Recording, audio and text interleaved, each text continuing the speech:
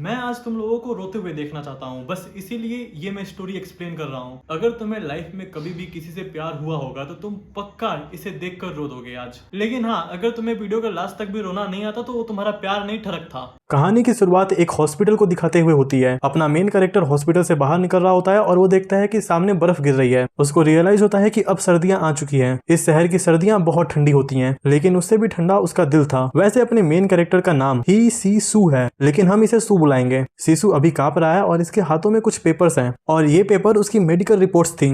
वो bus stop की तरफ जा रहा है, लेकिन तभी किसी को कॉल मिलाता है, अपने लवर जिंक को। बहुत टाइम बीत जाता है लेकिन कॉल कोई नहीं उठाता। इसकी उम्मीद धीरे धीरे खत्म होती जा रही थी, लेकिन बहुत बार कॉल करने का भी कोई फायदा नहीं हुआ। उसने उस मेडिकल रिपोर्ट को मोड़कर डस्टबिन में फेंक दिया। अभी ये पूरी तरीके से टूट चुका है। आधे घंटे बाद बस आती है, लेकिन बस में काफी कम लोग थे, इसीलिए ये दोबारा से कॉल मिलाता है और इस बार कॉल वो सामने वाला पर्सन उठा लेता है। सू बोलता है कि सर्दियां आ गई हैं, बर्फ गिर रहा है, और ये बोलते टाइम वो काफी रो रहा है क्योंकि ये दोनों 14 सालों से एक साथ थे, लेकिन अब सब कुछ बदल चुका है। जिंक अभी किसी दूसरे इंसान के साथ बेड पर है और वो उससे कहता है शांत रहने के लिए, और फिर कॉल पर आंसर देता है कि क्या हुआ, मैं अभी ऑफिस में हूँ। सू कहता है कि तुम काफी टाइम से घर पर नहीं आए हो, क्या तुम अभी घर पर आ सकते हो? तब वो पूछता है कि क्यों, ऐसा क्या हो गया? सू इस पर दोबारा से पूछता है कि ऐसा क्या है कि तुम आज रात को घर नहीं आ सकते? मैं तुम्हारे लिए डम्पलिंग्स बनाऊंगा, याद है मैं हर विंटर में तुम्हारे लिए ऐसे ही डम्पलिंग बनाया करता था। इस पर जिंक कहता है कि नहीं, तुमको डम्पलिंग वगैरह बनाने की जरूरत नहीं है, मैं अपने असिस्टेंट को भेज दूंगा, वो डम्पलिंग पहुंचा देगा। चलो मैं अभी बहुत बिजी हूँ, बाद में बात करते हैं। और ऐसा कहते ही वो कॉल कट कर देता है। सू बहुत दुखी होता है जब उसका कॉल ऐसे कटता है। तो जिंक कंपनी का प्रेसिडेंट है और क्या उसके पास इतना भी टाइम नहीं है कि वो सू के साथ एक डिनर कर सके? ये सब कुछ बिल्कुल झूठ था। इसे अच्छे से पता है कि वो पिछले 4 सालों से इसके ऊपर चीट कर रहा है, लेकिन फिर भी वो इन सब चीजों को अनदेखा कर रहा है। और वो ऐसा इसलिए नहीं कर रहा है क्योंकि उसे कोई फर्क नहीं पड़ता, बल्कि उसे डर लगता है कि कहीं उसका रिश्ता हमेशा के लिए खत्म ना हो जाए। जिंक ने इससे 10 साल से भी ज्यादा प्यार किया था, इसीलिए वो उसके बेवफाई, धोखा और गलतियों को बस चुपचाप सहते जा रहा है। सिंपल भाषा में अभी इसके लिए उसे छोड़ना पॉसिबल नहीं है, और ये पिछले 4 सालों से अपनी पूरी कोशिश कर रहा है कि कैसे भी वो वापस इसके पास आ जाए। यहाँ पर इस सिचुएशन के ऊपर राइटर ने एक बहुत ही खूबसूरत डायलॉग लिखा है। उसके कपड़ों पे लगी औरतों की खुशबू, कॉलर पे लगी लिपस्टिक के निशान और उसके बेकार झूठे बहाने, उन सबको नजरअंदाज कर रहा हूँ ताकि अपने प्यार को बचा सकूं। ये दोनों पास्ट में एक दूसरे से बहुत ही ज्यादा प्यार किया करते थे। इन लोगों ने बहुत कुछ एक साथ झेला है, बट ऐसा क्या हो गया कि अचानक से इनके बीच इतनी दूरियां आ गई? सब कुछ इतना ज्यादा बदल चुका है। सो जैसे ही घर पर पहुंचता है, जिंक का एक असिस्टेंट वहां पर आता है डम्पलिंग लेकर। वो जब डम्पलिंग का बॉक्स दिखता है तो बहुत सैड होता है, वो बहुत रोने जैसी शक्ल बनाने लगता है। अब ये अपने पास टाइम को याद करता है जहां पर ये जिंक के साथ विंटर टाइम में डम्पलिंग्स बनाया करता था। ये दोनों डम्पलिंग्स के अंदर कॉइन्स वगैरह रखते थे, जो कि शो करता था लक। जिसके पास भी वो डम्पलिंग्स आता था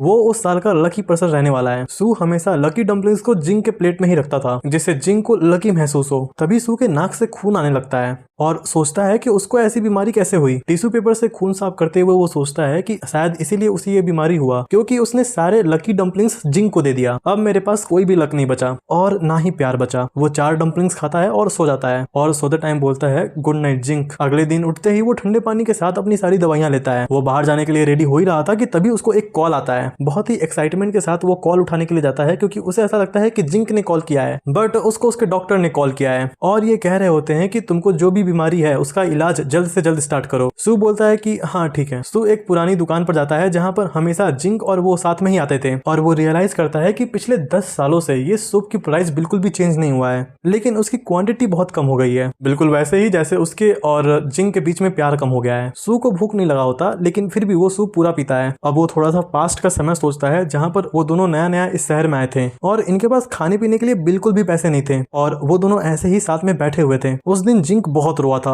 और वो सू से प्रॉमिस करता है कि उसे अब ये दिन दोबारा कभी भी देखना नहीं पड़ेगा जहां पर हमारे पास खाने के लिए भी पैसे ना हो। मैं हमेशा तुम्हारा ख्याल रखूंगा और ना ही कभी उसे उदास होने दूंगा। शायद जिंक ने वो सब ऐसे ही बोल दिया था, लेकिन सू को ये सब कुछ अभी भी याद है। सू को लगा कि वो इस बीमारी को झेल लेगा, लेकिन हालात बिल्कुल भी सही नहीं लग रहे हैं क्योंकि इसे कुछ टाइम पहले बहुत उल्टियां हुई थी, और अभी भी इसको इस बात का डर नहीं है कि ये मर जाएगा, बल्कि इसे इस बात का डर है कि इसको हॉस्पिटल में अकेले रहना पड़ेगा जहां पर उसे ना ही कोई मिलने को आएगा, ना ही कोई देखने के लिए आएगा, कोई नहीं होगा। सो डॉक्टर के पास बैठा हुआ है, लेकिन यहाँ पर वो डॉक्टर को नहीं देख रहा है बल्कि एक पौधे को देख रहा है। डॉक्टर ने उसको सलाह दी कि जितनी जल्दी हो सके उतनी जल्दी अपनी थेरेपी स्टार्ट करो, जितनी जल्दी ट्रीटमेंट लोगे उतना अच्छा रहेगा। सो कुछ भी नहीं बोलता, बस वो शांत रहता है। थोड़ी देर शांत होने के बाद वो वापस से स्माइल करता है और ऊपर देखता है डॉक्टर को और उनसे कहता है कि मुझे तकलीफ से डर लगता है, मैं ये सब कुछ अकेले हैंडल नहीं कर पाऊंगा, मुझे इन सब चीजों के लिए थोड़ा टाइम दीजिए। डॉक्टर ने बोला ठीक है, देख लो एक बार। अच्छा। सो डॉक्टर को बताता है कि मेरे नाक से खून आना तो बंद हो गया है, लेकिन मेरा बुखार कम हो ही नहीं रहा है, मुझे कभी कभी ऐसा लगता है कि मैं जल रहा हूँ। अभी डॉक्टर कुछ लिख रहे होते हैं, लेकिन जब वो सू की ये बात सुनते हैं तो वो लिखना बंद कर देते हैं। उन्होंने अभी तक पेशेंट की बहुत कहानियां सुनी है, मगर वो अभी एक ऐसे पेशेंट से मिल रहे हैं जो कि इतना अकेला है, और वो उसे देखकर बहुत उदास हो गया।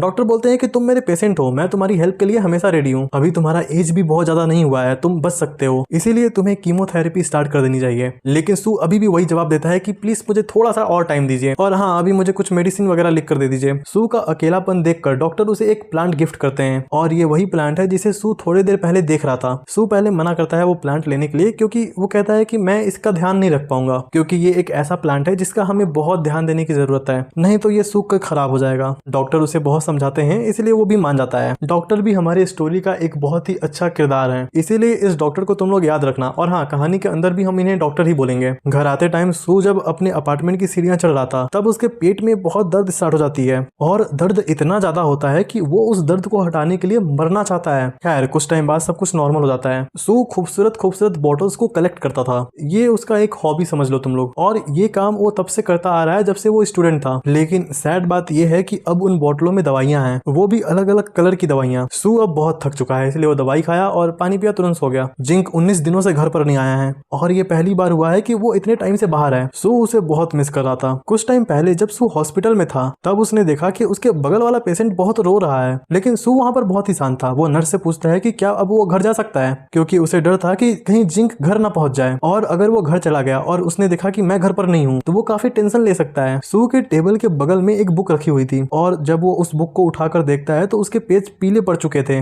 मतलब काफी पुराना बुक है। किताब के अंदर जिंक की हैंड राइटिंग होती है, और उसमें लिखा होता है कि जहां तुम हो वहां मेरा दिल है, और ये लाइन जिंक ने लिखी थी, वो भी सू के लिए। 14 साल पहले एक लंबे से लड़के ने सू को ये किताब गिफ्ट में दी थी। इस टाइम ये लड़का काफी ब्लश कर रहा होता है और कहता है कि मैंने सुना है कि ये किताब तुमको बहुत पसंद है, मुझे उम्मीद है कि तुम्हें ये किताब पसंद आएगी। अभी तक सू को उसका वो चेहरा याद है जब वो मुस्कुरा रहा था और उसके चेहरे पर प्यार था, लेकिन अब सब कुछ बदल चुका था, टाइम भी और वो लड़का भी। सू अपने लिप को टाइट करता है और उस किताब को पकड़कर सोफे पर ही सो जाता है। वो बहुत कोशिश करता है कि ना रोए, बट यहाँ पर वो इतना अकेला महसूस कर रहा है कि लाइक वो मर चुका है। शाम को फाइनली जिंक घर आता है। सू जो कि सोफे पर ही सो गया था, लेकिन वो जैसे ही जिंक की आवाज सुनता है वो तुरंत उठ जाता है। जिंक जैसे ही लाइट ऑन करता है वो सू को सोफे पर देखकर डर जाता है। ये कुत्ता इंसान जो कि इतने टाइम से घर पर नहीं आया था, वो अभी यहाँ पर अपने लवर के साथ आया हुआ है, और उसके लवर का नाम जूई है। लेट मी क्लियर, ये अपने लवर के साथ था, यहाँ पर आया नहीं है उसको लेकर, लेकिन लेकर आ जाता तो मजा आ जाता। लास्ट नाइट सू ने उसको बहुत सारे कॉल्स किए थे, इसीलिए जिंक को थोड़ा गिल्ट महसूस होने लगता है, और यही रीजन है कि वो अभी घर आया हुआ है। सू कहता है कि मैं अभी अभी उठाऊं, इसलिए लाइट ऑन करने का मौका नहीं मिला। जिंक अपना कोट उतार रहा होता है कि तभी सू से कहता है कि क्या तुम्हारा पूरा काम खत्म हो गया। वो कहता है कि नहीं, काम तो अभी बहुत बचे हुए हैं, लेकिन मैं तुम्हें मिस कर रहा था इसलिए घर आ गया। सू कहता है कि तुमने तो मुझे बिल्कुल कॉल ही नहीं किया, क्या तुम मुझे मिस नहीं करते। जिंक उसे देखता है और कहता है कि तुम आजकल इतने पतले कैसे हो गए हो, क्या तुम अपना ध्यान नहीं रख रहे हो, ऐसा लग रहा है कि तुम काफी टाइम से कुछ माल ले रहे हो, तुम्हें देखकर मुझे बहुत ही अजीब महसूस हो रहा है।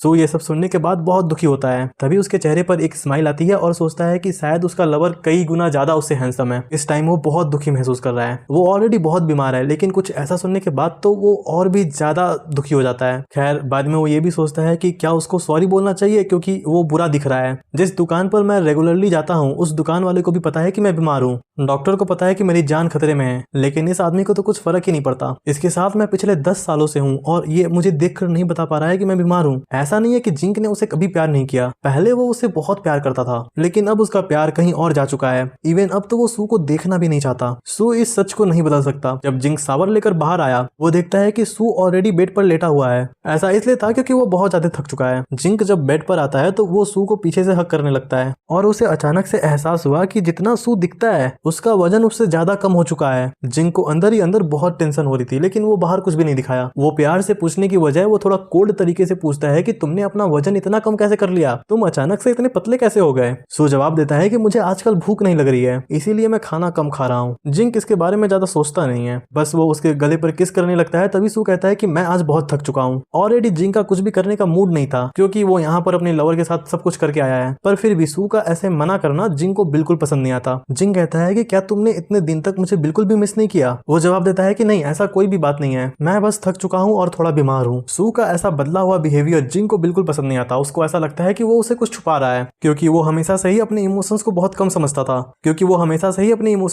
दिखाता था। इसीलिए उसे समझना बहुत मुश्किल है। और जिंक भी काफी दिनों से घर पर नहीं था, इसीलिए उसको भी ऐसा लगता है कि उसके साथ ऐसा कुछ भी करना सही नहीं होगा। इसीलिए वो बिना कुछ कहे बस सो जाता है। लास्ट 10 दिनों से सू को अच्छे से नींद नहीं आई है। उसको ऐसा लगा था कि अगर जिंक यहाँ पर आएगा तो उसे थोड़ा अच्छा लगेगा और हो सकता है कि शायद उसे अच्छे से नींद आ जाए, बट ऐसा कुछ भी नहीं हुआ। सू को अपनी मम्मी की याद आने लगी। वो अपनी मम्मी की बातों को याद कर रहा था और उन्होंने कहा था बिना किसी रिश्ते के, बिना किसी बच्चे के ऐसे रिश्ता निभाना बहुत मुश्किल है, सिर्फ प्यार पर डिपेंड करना क्या काफी है। सू को हमेशा से पता था, क्योंकि जिन क्वालिटी को जिंक ने पसंद किया था सू के अंदर, वो क्वालिटी किसी और के अंदर भी हो सकती है, इवन उससे कई गुना ज्यादा अच्छे तरीके से हो सकती है। कोई भी इंसान पुरानी यादों या फिर पहले के प्यार से रिश्ता चलाने की कोशिश करता है तो समझ लो कि वो रिश्ता कभी भी ज्यादा देर तक नहीं चलेगा, क्योंकि वो ऑलरेडी अपने एंडिंग फेज पर पहुंच चुका है। सू के लिए जिंक को छोड़ना सबसे लास्ट ऑप्शन था। वो धीरे से पलटता है और सो रहे जिंक को बड़े ही प्यार से देखता है और बस वो उसे हक कर लेता है और बोलता है कि मेरे पास बस 1 साल से कम टाइम बचा है। मुझे फर्क नहीं पड़ता कि बाहर तुम्हारे हजारों लवर्स हैं, बस तुम उनको घर से बाहर रखो,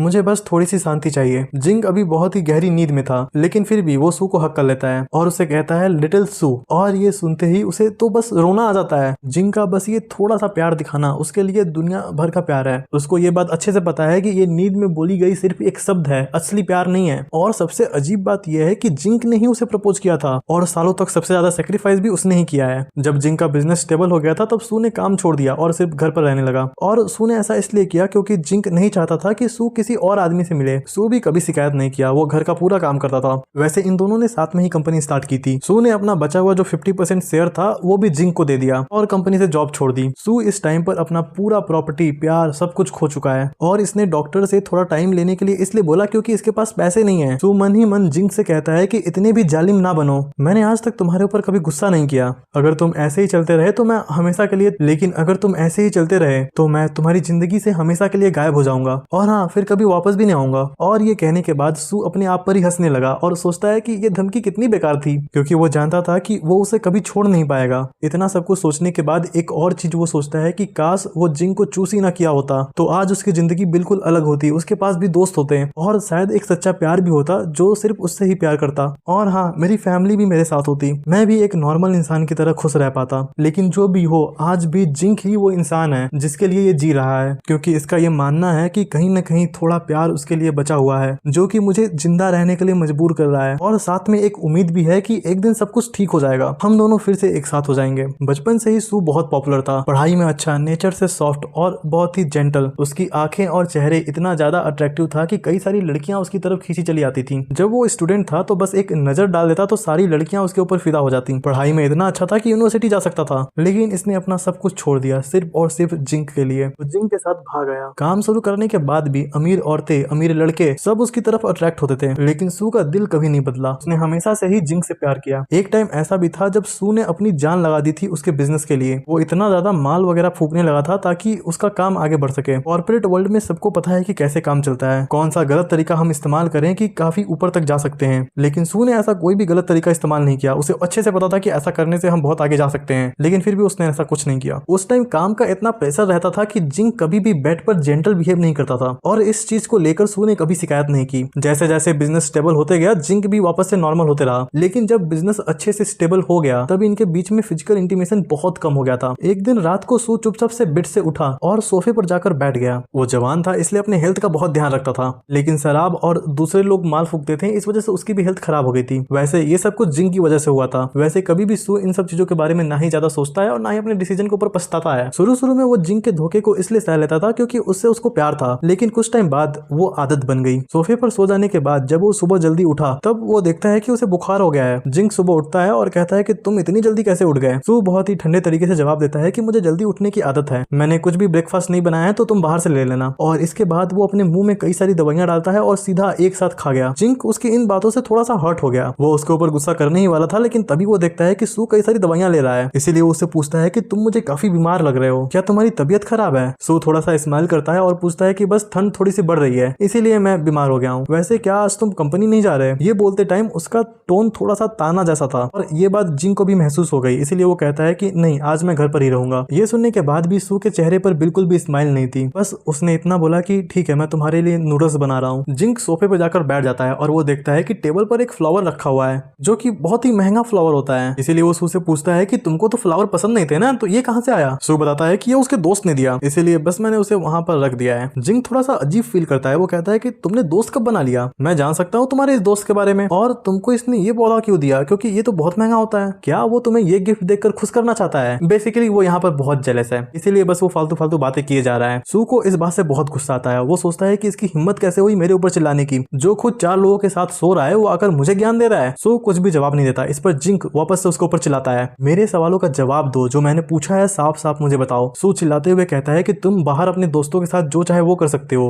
और यहाँ पर मैं कुछ नहीं कर सकता। तब वो कहता है कि तुम्हारा मतलब क्या है? मैं यहाँ पर कंपनी में दिन रात मेहनत कर रहा हूँ, इतना पैसा कमा रहा हूँ सिर्फ और सिर्फ तुम्हारे लिए, और तुम मुझे ऐसे ट्रीट कर रहे हो जैसे मैं कोई आवारा लड़का हूँ। तुम्हारा ये सब कुछ कहने का क्या मतलब है? सू हंसते हुए जवाब देता है कि क्या तुम मजाक कर रहे हो? ये सब कुछ तुम मेरे लिए कमा रहे हो। मैंने हमारी कंपनी का 30% शेयर तुमको दिया है और ये घर भी हम दोनों ने मिलकर लिया था। मुझे तुम्हारे पैसों की जरूरत नहीं है जिंग। ये सुनकर जिंग को थोड़ा सा गुस्सा आता है, लेकिन साथ ही साथ वो थोड़ा सा डर भी जाता है, क्योंकि उसने आज तक सू को कभी भी इतने गुस्से में नहीं देखा। लेकिन फिर भी वो हार नहीं मानता। वो चिल्लाते हुए बोलता है, क्या तुम्हें डर लग रहा है कि कहीं मैं तुम्हारा अफेयर ना पकड़ लूं? तुम्हें पता भी है ये पौधा कितना महंगा आता है, और तुम ये कह रहे हो कि तुमको तुम्हारे दोस्त ने बस ऐसे ही गिफ्ट कर दिया। क्या वो इतना अमीर है कि तुमसे प्यार करने के लिए इतना कुछ कर रहा है? और हाँ, यही सब कुछ रीजन है ना कि तुम मेरे साथ सोना भी नहीं चाहते। तुम्हें तो उसके लिए लॉयल रहना है। सू को नहीं पता था कि वो पौधा इतना महंगा है। वो कंफ्यूज हो चुका है कि क्या सच में ये पौधा इतना महंगा आता है। उसे अगर पता होता है कि ये पौधा इतना महंगा है तो वो कभी डॉक्टर से वो लेता ही नहीं। लेकिन इसका कोई भी अफेयर बाहर नहीं था। जिसका अफेयर था वो है ये जिंक। सो चिल्लाकर बोलता है कि अगर तुम्हें इतना दिक्कत हो रहा है तो निकल जाओ मेरे घर से। मुझे कोई फर्क नहीं पड़ता कि तुम्हारा बाहर कौन सा काम है और तुम क्या कर रहे हो, और हाँ, तुम्हारा कोई हक भी नहीं बनता मेरे बिजनेस में टांग अड़ाने का। जिंक बहुत गुस्से में होता है कि वो सू के ऊपर हाथ उठा देता है। सू के आंखों में डर था, उसकी आंखों से आंसू आते हैं और वो रोते हुए कहता है कि क्या तुम मुझे मारना चाहते हो? जिंक जब उसे ऐसा देखता है तो उसके दिल में थोड़ा सा दर्द होता है। वो बोलता है कि बाहर बहुत सारे लड़का लड़की हैं जो कि मेरा इंतजार कर रहे हैं, और अगर तुम्हें मेरे प्यार की कदर नहीं है तो मैं जा रहा हूँ यहाँ से। वो गुस्से में बाहर चला जाता है। वो पीछे मुड़कर भी नहीं देखता सू को। जिंक के चले जाने के बाद सू बहुत उदास होता है। वो प्लेट में उन नूडल्स को निकालता है और खाने लगता है और सोचता है कि चलो अच्छा है चला गया, मैं ये नूडल्स खा लेता हूँ, कम से कम ये मुझे हर्ट तो नहीं करते। लेकिन कुछ देर बाद ही उसे खून की उल्टियां होने लगती हैं और वो सोचता है कि ये प्यार सिर्फ मुझे ही हर्ट नहीं कर रहा है बल्कि मेरे बॉडी को भी हर्ट कर रहा है। उस दिन बहुत ठंड पड़ रही थी, इसलिए वो अपना जैकेट पहनता है और चला जाता है गाड़ी से अपने डॉक्टर के पास। उसकी हाथों में वही वो पौधा था। वो अंदर आता है और डॉक्टर को अच्छे से हेलो करता है। डॉक्टर उससे पूछते हैं कि क्या तुम यहाँ पर अपनी मेडिसिन लेने आए हो? वो जवाब देता है कि हाँ, और साथ में मैं आपको आपका घर रिटर्न करने आया हूँ। मुझे किसी ने बताया कि आप इस पौधे को बेचकर एक घर खरीद सकते हैं। ये उस दिन लड़ाई के टाइम पर जिंक ने उसे बोला था। डॉक्टर ने पहली बार सू को इतना बोलते हुए देखा था। डॉक्टर सोचते हैं कि ये तो कभी मजाक भी नहीं करता था, आज इतना कुछ बोल दिया। ये एक दोनों को 2 महीने से जानते थे। डॉक्टर कहते हैं कि मैं तुम्हारे लिए एक ऐसा प्लांट ला दूंगा जो कि इतना महंगा नहीं होगा, बट सू इसको एक्सेप्ट नहीं करना चाहता। इसीलिए वो सब्जेक्ट चेंज करता है और बताता है कि आज उसे खून की उल्टियां हुई। ये थोड़ी सी अलग थी, जैसा मुझे रेगुलरली होता था उससे बहुत अलग था। मुझे ऐसा लग रहा है कि मेरी जिंदगी खत्म होते जा रही है। डॉक्टर बोलते हैं कि मैं तुमको एडवाइस करूंगा कि तुम अपनी थेरेपी जल्द से जल्द स्टार्ट करो। तुम अभी सिर्फ 30 साल के हो और तुम तो काफी अमीर भी दिखते हो। तुम हमारे साथ कॉर्पोरेट क्यों नहीं कर रहे हो? सू कहता है कि मुझे इन सब चीजों को समझने के लिए थोड़ा सा टाइम चाहिए। डॉक्टर बोलते हैं कि तुमने ये सेम बात मुझे 2 महीना पहले भी की थी। क्या तुम अपनी पूरी जिंदगी सिर्फ ऐसे ही दवाइयों पर रहना चाहते हो? सू पूछता है कि क्या मेरी दवाइयां आ गई हैं? डॉक्टर उसके ऊपर चिल्लाते हुए कहते हैं कि अगर तुमने ये थेरेपी स्टार्ट नहीं की तो मैं तुमको दवाइयां देना बंद कर दूंगा। मैं तुम्हारे लिए बोन मैरो ढूंढ रहा हूँ, लेकिन अगर तुम खुद के ही हेल्थ को सीरियसली नहीं लोगे तो मैं भी कुछ नहीं कर सकता। डॉक्टर का ये सब कुछ सुनकर सू को बहुत अच्छा महसूस हुआ, इसलिए वो उनकी तारीफ करते हुए बोलता भी है कि अगर दुनिया के सारे डॉक्टर आपके ही जैसे हों तो ये पूरी दुनिया अच्छी हो जाएगी। वो कहते हैं कि मेरी इतनी भी तारीफ करने की जरूरत नहीं है, चलो मैं अभी ऑफ ड्यूटी हूँ, तुम्हारे साथ दवाइयां लेने चल सकता हूँ। दवाइयों के बाद डॉक्टर उससे कहते हैं कि चलो मैं तुम्हें घर तक छोड़ देता हूँ, आज वैसे भी बहुत ठंड है और हो सकता है कि तुम्हें टैक्सी भी ना मिले। डॉक्टर अपना कार निकालता है और सू देखता है कि वो कार फरारी थी। सू को रियलाइज होता है कि ये डॉक्टर तो कुछ ज्यादा ही अमीर है। डॉक्टर बताते हैं कि मैं भले ही अमीर फैमिली में पैदा हुआ, लेकिन मेरी डॉक्टर की डिग्री बिल्कुल असली है, पैसा देकर नहीं खरीदा हूँ। और हाँ, इसके लिए मेरे पापा मेरे ऊपर बहुत प्राउड फील करते हैं। जिसको भी बताता है कि वो भी एक डॉक्टर बनना चाहता था और इसके लिए मैंने फॉर्म भी भरा था। तब वो पूछते हैं कि तब तुम्हारा क्या हुआ? सू बोलता है कि मैंने एग्जाम ही नहीं दिया। वो रास्ते पर सोते हुए आता है और डॉक्टर वहां पर उसका वेट कर रहा था और उसके उठने के बाद उससे कहता है कि अच्छा हुआ तुमने वो एग्जाम नहीं दी, क्योंकि तुम एक बहुत ही अच्छे घर में रहते हो। ये बात वो कह रहा होता होता है उसका घर देखने के बाद। वो डॉक्टर को थैंक यू बोलता है यहाँ तक उसे छोड़ने के लिए, और हाँ, आप जब भी फ्री रहोगे मैं आपको डिनर के लिए पक्का इन्वाइट करूंगा। डॉक्टर हंसते हुए कहते हैं कि अरे यार, अगर तुम्हारे पास टाइम है तो तुम प्लीज हॉस्पिटल आओ और मुझे तुम्हारा ट्रीटमेंट करने दो। वो उसे बाय कर ही रहा होता है कि तभी वो देखता है कि जिंक की गाड़ी बगल में पार्क है। वो यहाँ पर देख नहीं पाता कि गाड़ी के अंदर जिंक बैठा है या नहीं, इसीलिए वो सीधा अंदर चला जाता है। घर के अंदर कोई भी नहीं होता। वो अपना सूट चेंज करता है और जाकर सोफे पर बैठ जाता है। तभी उसकी नजर जाती है और वो देखता है कि कोई दरवाजा खोल रहा है। यहाँ पर जिंक बहुत ही ज्यादा जेलस फील कर रहा है। अंदर आने से पहले वो कार में बहुत टाइम से बैठा हुआ था और बस सोच रहा था कि वो अंदर जाएगा और ज्यादा ही उससे बात करेगा, जो भी सुबह लड़ाई हुई उसके बारे में। लेकिन अभी वो देखा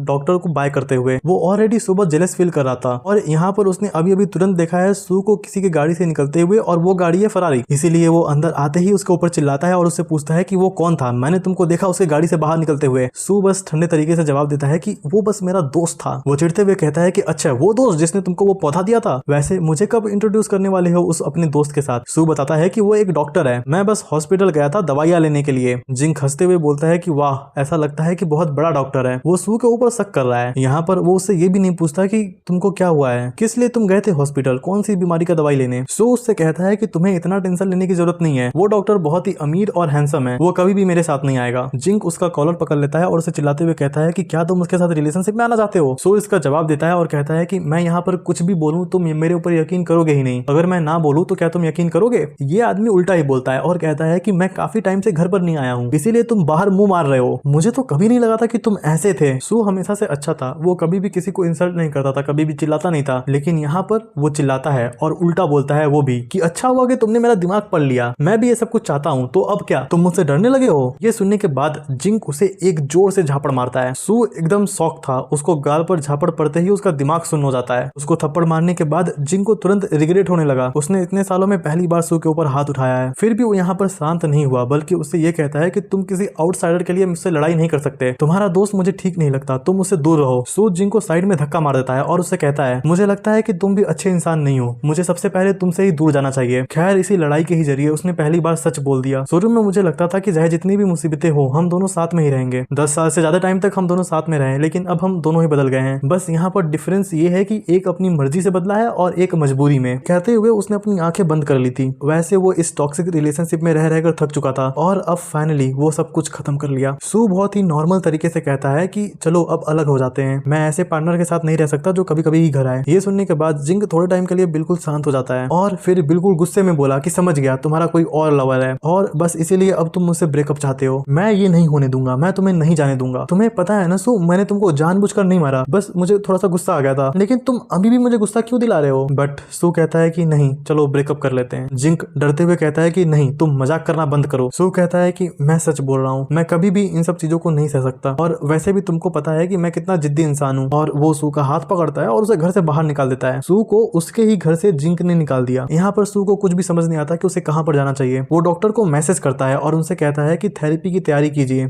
नेक्स्ट डे की शुरुआत होती है एक कॉलेज को दिखाते हुए। टीचर बोल रहे होते हैं कि सभी लोग अपने न्यू सीट अरेंजमेंट के हिसाब से बैठो। कल हमने बात किया था पास्ट टेंस के बारे में। यहाँ पर हम जिंक को भी देखते हैं और वो सोच रहा होता है कि इतनी अच्छी स्मेल आ कहाँ से रही है। बगल में सू बैठा होता है, इसलिए वो कहता है कि अच्छा है, तो ये अच्छी स्मेल तुम्हारे यहाँ से आ रही है। वो और भी कुछ बोल पाता तभी उसके टीचर उसके पास आते हैं और किताब उसके सर पे मारते हैं और उससे कहते हैं कि बेटा क्लास डिस्टर्ब करना बंद करो। अगले दिन स्कूल के अंदर जिंक को वापस से वो स्मेल आती है और ये स्मेल कल से भी ज्यादा स्ट्रॉन्ग थी। सू कई सारे जैस्मिन के फ्लावर्स तोड़कर लाया था और वो बताता है कि मेरे ग्रैंडफादर इसे ग्रो कर रहे हैं। सू काफी देर तक उसके सामने ऐसे ही खड़ा रहता है। जिंक का कोई भी रिस्पॉन्स ना आने पर वो उससे पूछ लेता है कि क्या तुम्हें ये नहीं चाहिए। तब वो कहता है कि नहीं नहीं मुझे चाहिए। उस टाइम से ये दोनों काफी क्लोज आ गए। जिंक हमेशा ही उसके आसपास रहता था और सू पढ़ने में बहुत तेज है, इसीलिए वो उसके पास आता और कहता है कि मुझे तुम्हारा होमवर्क कॉपी करने दो। तुम्हें किस तरह की किताबें पढ़ना पसंद है? अभी जो ये तुम किताब पढ़ रहे हो ना, मैं भी इसको पढ़ूंगा एक दिन। सू चलो तुम मुझे अपना जैस्मिन का फ्लावर दिखाओ जो तुम्हारे ग्रैंडफादर ग्रो कर रहे हैं। सू उसे घर पर लेकर आता है और अपने ग्रैंडफादर को कहता है कि मैं अपने दोस्त को यहाँ पर लेकर आया हूँ उस फ्लावर को दिखाने के लिए। उसके दादाजी कहते हैं कि ठीक है जाओ दिखाओ, मैं अभी थोड़ा सा बिजी हूँ, जाओ जाके मजे करो। जिंक उसके पास आता है और कहता है कि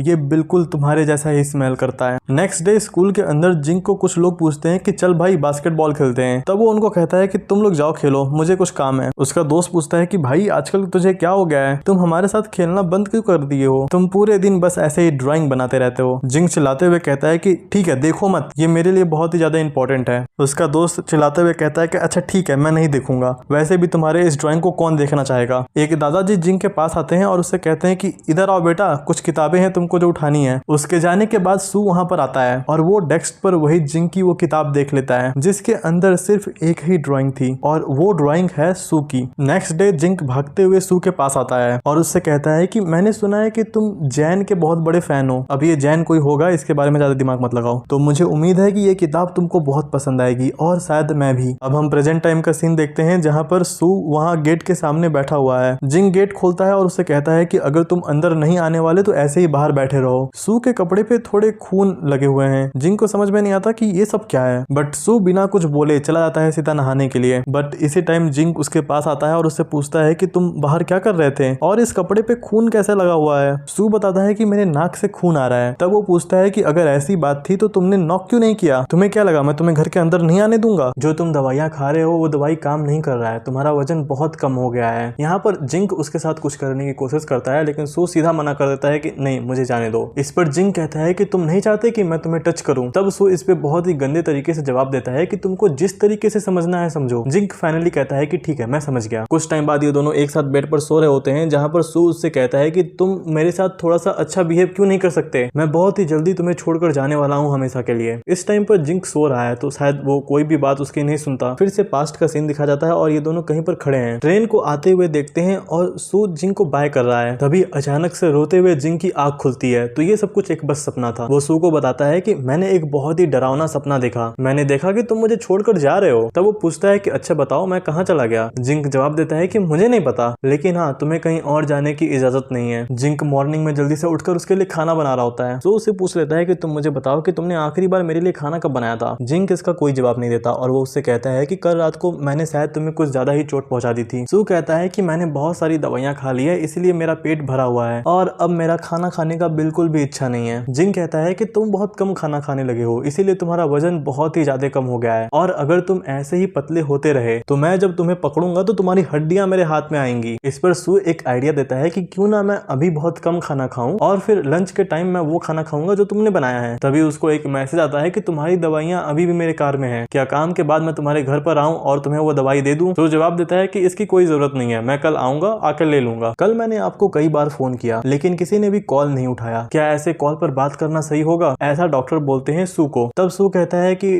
ठीक है मैं कल आता हूँ फिर हम बात करते हैं इसके बारे में। ये बोलने के बाद वो वहीं पर सो जाता है। तब जिंग उसके पास आता है एक कंबल लेकर। तभी सू के मोबाइल पर ब्रदर जॉन करके फोन आता है और 5 मिस कॉल आए हुए हैं और ये सब कुछ जिंक देख लेता है। लंच टाइम में ये दोनों अच्छे से खाना खा रहे होते हैं जहां पर जिंक उससे पूछता है कि क्या अच्छा बना है। सो जवाब देता है कि हाँ काफी स्वादिष्ट है। मन में सोच रहा होता है कि काश आप ऐसा बिहेवियर मुझे पहले दिखाए होते। जिंक कहता है कि थोड़ा और लो और हाँ एक बार जैसे ही ये प्रोजेक्ट खत्म हो जाता है मैं तुम्हारे साथ बहुत टाइम बिताऊंगा। तभी सू की नजर जाती है जिंक के हाथों के ऊपर और वो देखता है कि उसके पास रिंग नहीं है। वो पूछता है कि वो अंगूठी कहाँ गई जो मैंने तुमको दी थी। जिंक मन में कहता है कि क्या ये उस टाइम खो गया था जब मैं अपने दूसरे लवर के साथ था। सू कहता है कि कोई बात नहीं, वैसे भी उस अंगूठी की कीमत कुछ ज्यादा नहीं थी, अगर तुमने इसको कहीं गुमा दिया है तो कोई बात नहीं। जिंक जवाब देता है कि मैं इसको कहीं भूल गया हूँ, मैं इसे कभी गुमा नहीं सकता और जब हमें टाइम मिलेगा तो हम कहीं पर जाकर नया खरीद लेंगे। भले ही हम लोग अपना 15 एनिवर्सरी मनाना भूल गए हैं लेकिन अभी 20वीं एनिवर्सरी बाकी है। तो इस पर हंसते हुए कहता है कि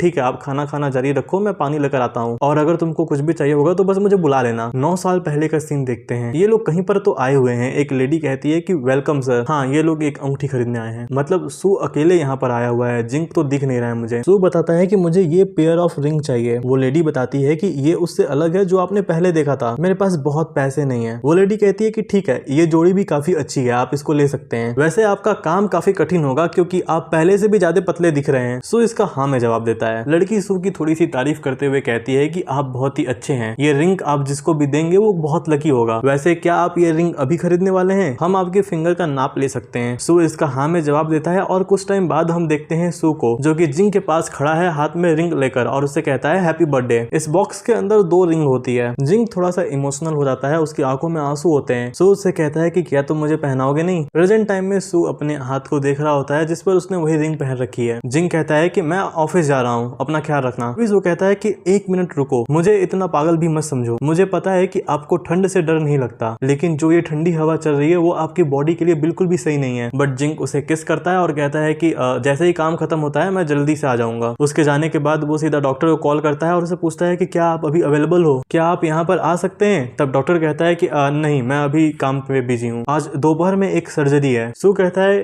ठीक है, मैं समझ गया, आपको डिस्टर्ब करने के लिए सो सॉरी। डॉक्टर उसको ज्ञान देते हैं कि आज बहुत ठंडी है, इसलिए बहुत अच्छे कपड़े पहनना। सू भी कहता है ठीक है, समझ गया। थोड़े टाइम बाद हम सू को हॉस्पिटल के अंदर देखते हैं। डॉक्टर अभी किसी और पेशेंट के साथ बिजी हैं, इसलिए सू बाहर बैठा हुआ है। इस बच्चे को एक जानलेवा बीमारी हो गई है और उसकी मॉम डॉक्टर से कह रही है कि मेरा बच्चा अभी बहुत जवान है, उसको ये बीमारी कैसे हो सकती है। वो काफी रो भी रही होती है। इस बात पर सू कहता है कि काश मेरी मॉम भी अभी यहाँ पर होती तो शायद उन्हें भी मेरे लिए दुख होता, भले ही मैं एक बहुत बुरा बेटा हूँ। तभी डॉक्टर उसके पास आता है और उससे कहता है कि तुम किस बारे में सोच रहे हो, मैंने कल तुम्हें कई बार कॉल किया बट तुम्हें तो मेरे फोन का रिंग सुनाई ही नहीं दे रहा था। सू इस चीज के लिए सॉरी बोलता है। तब डॉक्टर कहते हैं कि कल तुम याद से यहाँ पर आ जाना तुम्हारी कीमोथेरेपी के लिए। तभी डॉक्टर नोटिस करते हैं कि सू के गले पर एक लव बाइट है और वो बस देखे जा रहे होते हैं सू की तरफ। तब सू उनसे पूछता है कि क्या हुआ, आप मुझे ऐसे क्यों देख रहे हो। तब वो कहते हैं कि कल तुम याद से आ जाना, मैं अपनी पूरी कोशिश करूंगा और हाँ, तुम भी हार मत मानना। शायद अभी हम थोड़े टाइम बाद का सीन देखते हैं जहाँ पर सू को एक कॉल आता है और जिंक उसे बताता है कि आज रात मैं वापस नहीं आ रहा हूँ, तुम मेरा चिंता मत करना। ये सुनने के बाद सू शॉक में चला जाता है। तब डॉक्टर उससे कहते हैं कि क्या तुम मेरी आवाज सुन रहे हो। सू डॉक्टर को सॉरी बोलता है अपना फोन म्यूट ना करने के लिए, वो मेरा रूममेट था। तब डॉक्टर उससे पूछते हैं कि तुम्हारे गले पर ये निशान कैसे है। तब सू कहता है कि क्या इस हॉस्पिटल में ऐसे लोगों का इलाज नहीं होता जिनको लड़के ही पसंद है। अब डॉक्टर कहते हैं कि ऐसी कोई बात नहीं है, मुझे बस इलाज करने से मतलब है, वो चाहे जो भी हो। और हाँ, मुझे ये बताओ, क्या तुम्हें ऐसा लगता है कि ये सर्जरी तुम्हारी बॉडी सह सकता है। और दूसरा जो सबसे इंपॉर्टेंट क्वेश्चन है, आपका उसके साथ कैसा रिश्ता है। जांच से लेकर इलाज तक हमेशा आपको खुद ही सब कुछ करना पड़ा है। डॉक्टर, मैंने ही उसको कुछ भी नहीं बताया है, मुझे डर है कि अगर मैंने उसको ये सब बताया तो उसे बहुत दुख होगा। तो फिर कोई समस्या नहीं है ना। डॉक्टर कहते हैं कि ठीक है, तुम कल आओ अपने कीमोथेरेपी के लिए। रास्ते में सू को एक बॉक्स मिलता है जिसके अंदर कई सारी बिल्लियां हैं। रात के टाइम जिंक घर पर आ जाता है, बल्कि इसने कहा था कि ये नहीं आएगा। वो सू से कहता है कि क्या तुम घर के अंदर हो, मैं आ गया वापस। घर के अंदर वो कई सारी बिल्लियों को देखता है। तब वो चिल्लाते हुए सू से पूछता है कि तुमको किसने अलाउ किया इन लोगों को यहाँ पर लाने के लिए, इनको फेंक दो बाहर, ये सब बहुत गंदे होते हैं, जैसे ये थोड़े बड़े हो जाएंगे ये पूरे घर को तबाह कर देंगे, बहुत परेशानी वाली बात है, मेरी बात सुनो तुम। सू इन लोगों को बाहर फेंक दो। सू कहता है कि क्या तुम मुझे समझ पा रहे हो, मुझे बचपन से ही पालतू जानवर रखने की इच्छा रही है, लेकिन मेरी फैमिली कभी इन चीजों के लिए नहीं मानी और इसीलिए मैं हमेशा से चाहता था कि जब मेरा खुद का घर हो जाएगा तब मैं जरूर ऐसी बिल्लियां पालूंगा। तब जिंक कहता है कि अरे ये सब गंदे हैं, तुमको कुत्ते बिल्ली ही चाहिए ना, तुमको मैं अच्छा वाला दिला दूंगा। तब सू जिद करते हुए कहता है कि मुझे नहीं चाहिए इससे बेहतर, मुझे प्लीज इनको रखने दो घर में। आखिरकार जिंक भी मान जाता है। ये दोनों जब गले मिल रहे होते हैं तब जिंक उसे कहता है कि मुझे तुम्हारे अंदर से वो बिल्लियों की स्मेल आ रही है। अब हम देखते हैं कीमोथेरेपी के बाद का सीन। यहाँ पर सू बहुत ही ज्यादा पेन में है। वो डॉक्टर से कहता है कि आपने मुझे कभी नहीं बताया था कि इस थेरेपी के बाद मुझे इतना दर्द होने वाला है। डॉक्टर उसे समझाते हैं कि सब कुछ ठीक हो जाएगा। डॉक्टर सू को ऑफिस में लेकर जाते हैं जहाँ पर उसे बोलते हैं थोड़ी देर आराम करने के लिए। सू कहता है कि मुझे बहुत ठंड लग रही है। तब डॉक्टर कहते हैं कि यहाँ पर ब्लैंकेट नहीं है, मेरा कोट यूज करो एज अ ब्लैंकेट, तुम्हारे बॉडी की कंडीशन कुछ ज्यादा अच्छी नहीं है, आपको हॉस्पिटल में ही रुकने का विचार करना चाहिए, आप अपनी बीमारी को छुपा नहीं पाओगे। जो लोग आपसे प्यार करते हैं आपको उनको बता देना चाहिए कि आपको क्या बीमारी है, क्योंकि अकेले दर्द सहना बहुत ही ज्यादा पेनफुल होगा। सू कहता है कि मैं हॉस्पिटल में नहीं रुक सकता और मैं देखूंगा कि मैं ये सब कब तक सह सकता हूँ। और फिर बात खत्म हो जाएगी। थोड़ी देर बाद वहां से सू जाने लगता है और डॉक्टर को सॉरी बोलता है कि उनको ऐसे परेशान करने के लिए। डॉक्टर इस पे जवाब देते हैं कि कोई बात नहीं, मैं तुमको नेक्स्ट थेरेपी में बुलाता हूँ। और हाँ, मुझे ऐसा लगता है कि तुम्हारा बॉडी इस चीज को नहीं सह सकता, इसीलिए तुम्हें कुछ टाइम के लिए अपनी नाइट एक्टिविटी बंद कर देनी चाहिए, इन ओवर टाइम। सो इसका ओके में जवाब देता है। घर के अंदर आने के बाद इसको बहुत ज्यादा उल्टियां हो रही हैं। तभी वहां पर जिंक भी आता है और वो आते ही कहता है कि मैं घर पर आ गया। सो जल्दी से जाता है उसे मिलने के लिए और अभी उसकी बॉडी से एक अलग ही स्मेल आ रही थी। कुछ टाइम बाद सो एक किताब पढ़ रहा होता है और जिंक उसके पास आता है और उससे पूछता है कि तुम क्या पढ़ रहे हो। और हाँ, मैं कल बिजनेस ट्रिप के लिए जा रहा हूँ और इसमें लगभग हाफ मंथ लग सकता है। सो उससे पूछता है कि क्या तुम अकेले जा रहे हो। सो उससे पूछता है कि क्या तुम अकेले जा रहे हो। तब वो जवाब देता है कि नहीं, मैं कुछ लोगों के साथ जा रहा हूँ, ये मेरे असिस्टेंट हैं जो कि मेरी हेल्प करेंगे। सो मजाक में कहता है कि ठीक है, उन लड़कों को ज्यादा परेशान मत करना, साइमन के पास ऑलरेडी बहुत ज्यादा फैमिली प्रेशर है। तब जिंक बताता है कि नहीं, मैं अभी साइमन के साथ नहीं जा रहा हूँ, मैं एक अलग आदमी के साथ जा रहा हूँ, ये मेरा न्यू असिस्टेंट है। तब सू पूछता है कि क्या मैं उसे जानता हूँ। जिंक बताता है कि नहीं, तुम उसे नहीं जानते क्योंकि वो अभी नया नया आया है। ठीक है, मैं तुम्हारे कपड़े पैक कर देता हूँ। उसकी बिल्लियां खेलने के लिए सूटकेस के अंदर चली जाती हैं। तब सू कहता है कि तुम लोग यहाँ पर कब आ गए, जल्दी से बाहर निकलो नहीं तो मुझे वापस से एक लेक्चर सुनना पड़ेगा। मॉर्निंग में जिंक जा रहा होता है और इस टाइम वो उससे कहता है कि तुम्हें बहुत ज्यादा खाना खाने की जरूरत है क्योंकि तुम्हारा वजन बहुत ही तेजी से घट रहा है। मैं कंपनी से कुछ लोगों को भेज दूंगा जो कि तुम्हारा चेकअप कर लेंगे। सू इसका जवाब ओके में देता है। थोड़े टाइम बाद हम सू को हॉस्पिटल के अंदर देखते हैं जो कि कह रहा होता है कि ये सब बहुत पेनफुल है। डॉक्टर उसे देखते हैं और कहते हैं कि तुम मेरे केबिन में आकर रेस्ट कर सकते हो, मैं तुम्हारे लिए कुछ दवा लिख कर देता हूँ। सू नोटिस करता है कि फाइनली डॉक्टर ने एक ब्लैंकेट खरीद लिया। डॉक्टर बोलते हैं कि मैं जा रहा हूँ कुछ पेशेंट को देखने के लिए, तुम एक नींद ले लो फिर जाना। सू की जब नींद खुलती है तो हम देखते हैं कि रात हो चुका है। डॉक्टर उससे बोलते हैं कि फाइनली तुम उठ गए। सू सॉरी बोलता है उनको ऐसे प्रॉब्लम्स देने के लिए। डॉक्टर कहते हैं कि तुम तो मुझे आउटसाइडर की तरह ट्रीट कर रहे हो, मेरे दोस्त ने यहाँ पे कुछ खाना लाया है तो इसको खा कर जाना घर जाने से पहले। सू मना करता है कि आपको ये सब करने की जरूरत नहीं है मेरे लिए। डॉक्टर कहते हैं कि अरे कोई बात नहीं, जरा टेस्ट तो करो इसको, वैसे भी तुम ठीक से खाना नहीं खा रहे हो, एक बार ट्राई तो करो, वैसे भी तुम ठीक से खाना नहीं खा रहे हो, चलो एक साथ खाते हैं। वैसे भी मेरे घर पर कोई नहीं है, मैं एक ऐसे इंसान को ढूंढ रहा हूँ जिसके साथ मैं बैठकर खा सकूं। सू डॉक्टर को थैंक यू बोलता है खाने के लिए और साथ में ये भी कि आप एक बहुत अच्छे इंसान हो। डॉक्टर पूछते हैं कि क्या उसको पता है आपकी बीमारी के बारे में। सू जवाब देता है कि मैं उसे कुछ भी नहीं बताना चाहता। खाने के बाद डॉक्टर उसको कहते हैं कि चलो मैं तुम्हें लिफ्ट दे देता हूँ। सू बहुत मना कर रहा होता है। तब डॉक्टर उससे कहते हैं कि अरे इतने भी गंदे बच्चे मत बनो, बी अ गुड बॉय, जो भी बोल रहा हूँ करो शांति से। सू मजाक में कहता है कि क्या सारे डॉक्टर आपकी तरह इतने ही दबाव डालने वाले होते हैं। तब डॉक्टर भी मजे में कहते हैं कि ये तरीका लड़कों को बहुत पसंद आता है। बाहर तो काफी तेज हवा चल रही है, ध्यान से जाना कहीं तुम्हें सर्दी ना हो जाए। सू सोचता है कि आज डॉक्टर थोड़े अजीब बिहेव कर रहे हैं। रात के टाइम एक्चुअल में सू को बहुत ठंड लग रही होती है। फ्रांस में अभी दोपहर के लगभग 5 बज रहे हैं। वैसे जिंक फ्रांस ही गया हुआ है, ये उसे फोन करना चाहता है इसलिए टाइम वगैरह देख रहा है ताकि उसकी वजह से उसे कोई भी प्रॉब्लम ना हो। जिंक कॉल उठाता है और कहता है कि आखिरकार तुमको मुझे कॉल करना याद आ गया। सू जवाब देता है कि मैं तुम्हें बहुत मिस कर रहा हूँ। जिंक भी इस पे सही से रिप्लाई देता है कि हाँ मैं भी तुम्हें काफी मिस कर रहा हूँ। सू बताता है कि वो लास्ट 2 दिनों से बहुत बिजी था और अभी जब वो फ्री हुआ है तो वो इसलिए कॉल नहीं किया ताकि वो आपका स्लीप साइकिल डिस्टर्ब ना करे। वो कहता है कि मेरा जैसे ही यहाँ पर काम खत्म हो जाता है मैं जल्द ही तुमसे आकर मिलता हूँ। तभी एक लड़का पीछे से बोलता है कि आप काफी देर से उससे बात कर रहे हैं, हमारा खाना ठंडा हो रहा है। सू कहता है कि जब आप वापस आओगे तो मुझे कॉल कर देना, मैं एयरपोर्ट आ जाऊंगा आपको पिकअप करने के लिए, और हाँ मैं आपका फेवरेट डिश भी बनाऊंगा। अभी आप जाओ अपने काम पर, मैं जा रहा हूँ सोने। सू को तो अच्छे से पता है कि क्या चल रहा है, इसीलिए वो उठता है और बहुत जोर जोर से रोने लगता है। तभी उसे एक कॉल आता है और वो बोलता है कि मैं दर्द से मरने वाला हूँ, मुझे ऐसे अकेला मत छोड़ो, मैं अब से बहुत अच्छे तरीके से बिहेव करूंगा। तुम बस ये बताओ तुम मुझसे ऐसे झूठ कैसे बोल सकते हो। तभी सामने वाला रिप्लाई देता है कि मैं हूँ डॉक्टर, तुम कहाँ पर रहते हो ये बताओ, मैं बस अभी आ रहा हूँ। थोड़ी देर बाद डॉक्टर वहाँ पर पहुंच जाते हैं। वो उससे पूछते हैं कि क्या हो गया। सू कोई भी रिप्लाई नहीं दे रहा होता है, उसे बहुत तेज बुखार है। डॉक्टर को रियलाइज होता है कि उसके साथ बहुत बुरा हुआ है, अभी उसे यहाँ पर प्यार की जरूरत है बट वो तो उसे मिल नहीं पा रहा है। सुबह जब सू उठता है तो सोचता है कि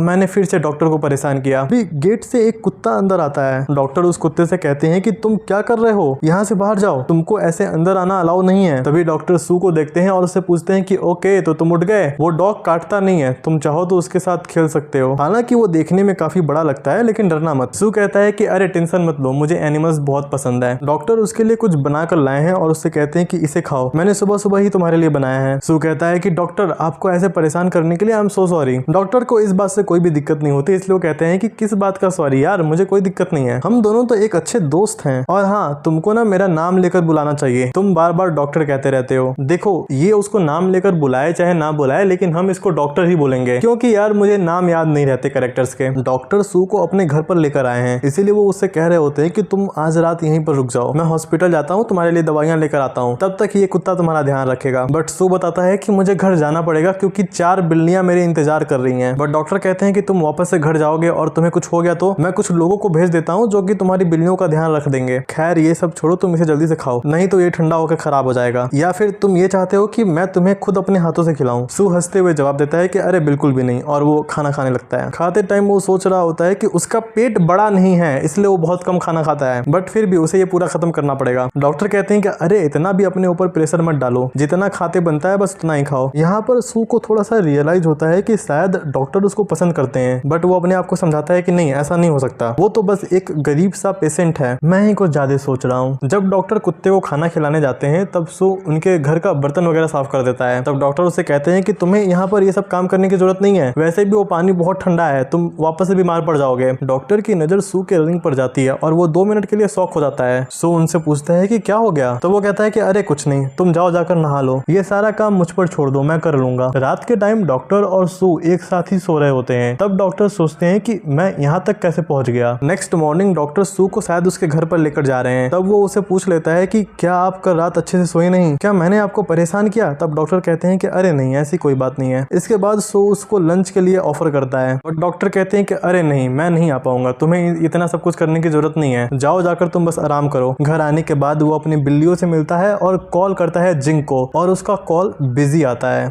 सॉरी घर आने के बाद उसने डॉक्टर को कॉल किया था और डॉक्टर का कॉल बिजी आता है। वो सोचता है कि शायद डॉक्टर इस समय काफी बिजी होंगे। इधर डॉक्टर किसी को कॉल करते हैं और कहते हैं कि क्या तुम मेरी एक हेल्प करोगे। वो आदमी कहता है कि जी बिल्कुल, आप बताइए क्या करना है। मैं चाहता हूँ कि तुम किसी के ऊपर इन्वेस्टिगेट करो, और ये इंसान होता है जिंक। वो बताता है कि हाँ, अभी अभी हम लोगों ने जिंक के साथ काम करना स्टार्ट किया है। लगभग 30 साल का है वो और काफी अच्छा दिखता है। उसका बॉयफ्रेंड रिसेंटली हॉस्पिटल गया था फिजिकल चेकअप के लिए। तभी वो आदमी कुछ और एक इंपॉर्टेंट चीज बताता है कि बाहर कुछ ऐसे लोग भी हैं जो जेन को उसका बॉयफ्रेंड बताते हैं। और एक बात, तुम काउंट करना भूल जाओगे कि जिंक अभी कितने लोगों के साथ बाहर सो चुका है। और ये बोलते टाइम वो बहुत हंस रहा होता है। डॉक्टर तो ये सुनने के बाद एकदम शॉक हो जाते हैं और वो वहीं सबके सामने चिल्लाने लगता है। तभी 2 नर्स उसे ऐसे करते हुए देखती हैं और अपने आप में बात करती हैं कि डॉक्टर को क्या हो गया। इन लोगों ने डॉक्टर को पहली बार इस हालत में देखा है।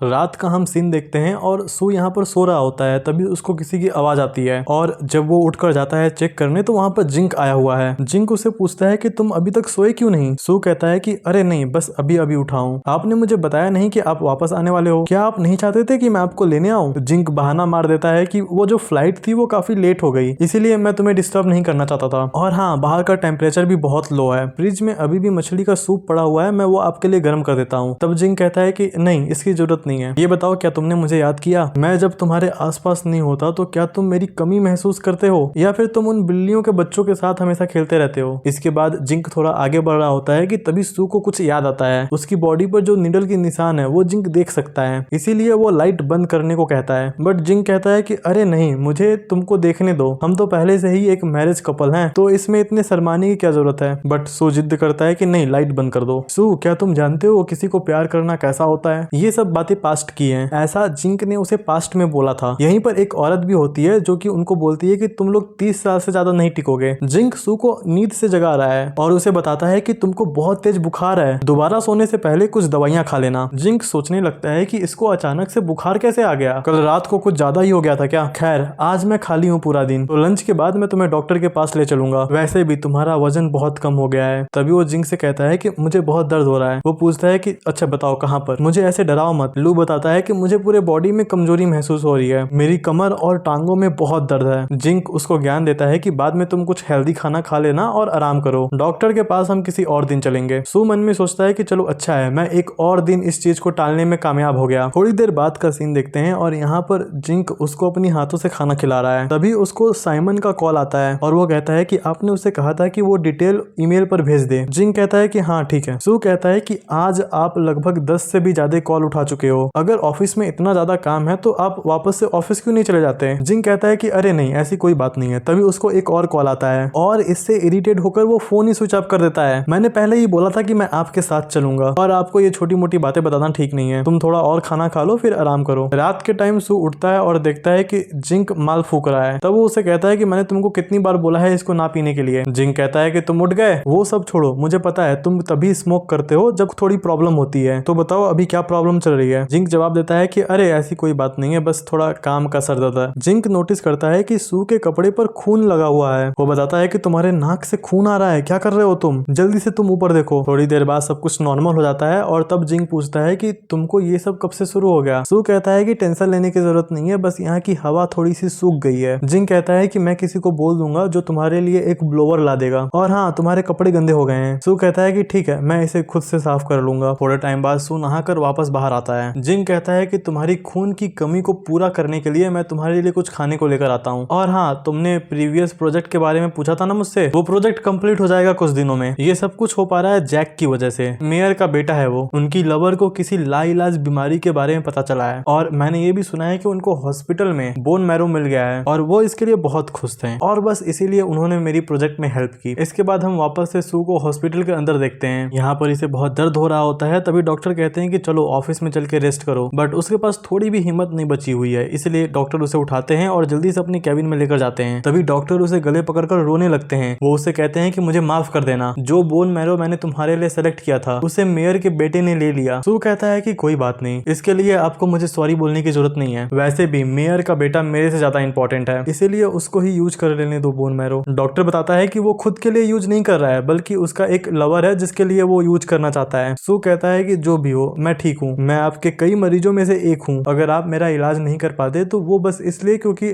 आपको बोन मैरो नहीं मिला, इसीलिए खुद के ऊपर ब्लेम लेना बंद करो। डॉक्टर कहते हैं कि मैं तुमको एक पेशेंट की तरह नहीं देख सकता। तभी वो उसे किस करने लगते हैं और बोलता है कि मैं तुम्हें बहुत पसंद करता हूँ, मैं ऐसा करना नहीं चाहता लेकिन मैं अब खुद को नहीं रोक सकता, और हाँ मुझे बहुत डर भी लगता है तुमको खोने से। सो उस डॉक्टर को धक्का देता है और उसे जोर से मारता है। डॉक्टर उसके पीछे पीछे जाते हैं और उसे कहते हैं कि लू ये मेरी गलती है, प्लीज रुक जाओ, तुम्हारी बॉडी बहुत कमजोर है, इसीलिए वापस आओ और थोड़ा आराम करो फिर जाना, और हाँ मुझे तुम बहुत पसंद हो, और क्या तुम्हें इतना बुरा लगा कि मैं तुम्हें पसंद करता हूँ। फाइनली सू कहता है कि मैं अब आपको और गलतियां करते हुए नहीं देख सकता। डॉक्टर उसे समझाते हैं कि तुम्हारी बॉडी बहुत कमजोर है, पर सू कहता है कि हाँ मुझे ये बात पता है और मैं किसी का भविष्य बर्बाद नहीं करना चाहता। डॉक्टर उसे समझाते हैं कि बाहर मत जाओ, बाहर बहुत ठंड है, तुम्हें कुछ हो सकता है, चलो मैं तुम्हें वापस ले जाऊंगा, मैं तुम्हें कुछ भी फोर्स भी नहीं करने वाला, अगर तुम मुझे रिजेक्ट करते हो तो चलो कार के अंदर ही कर देना। वो भी इसके लिए मान जाता है। डॉक्टर कहते हैं कि मुझे माफ कर देना, लेकिन मुझे नहीं लगता कि किसी को पसंद करना मेरी गलती है, हाँ लेकिन मेरी ये गलती है कि मैंने बिना तुमसे पूछे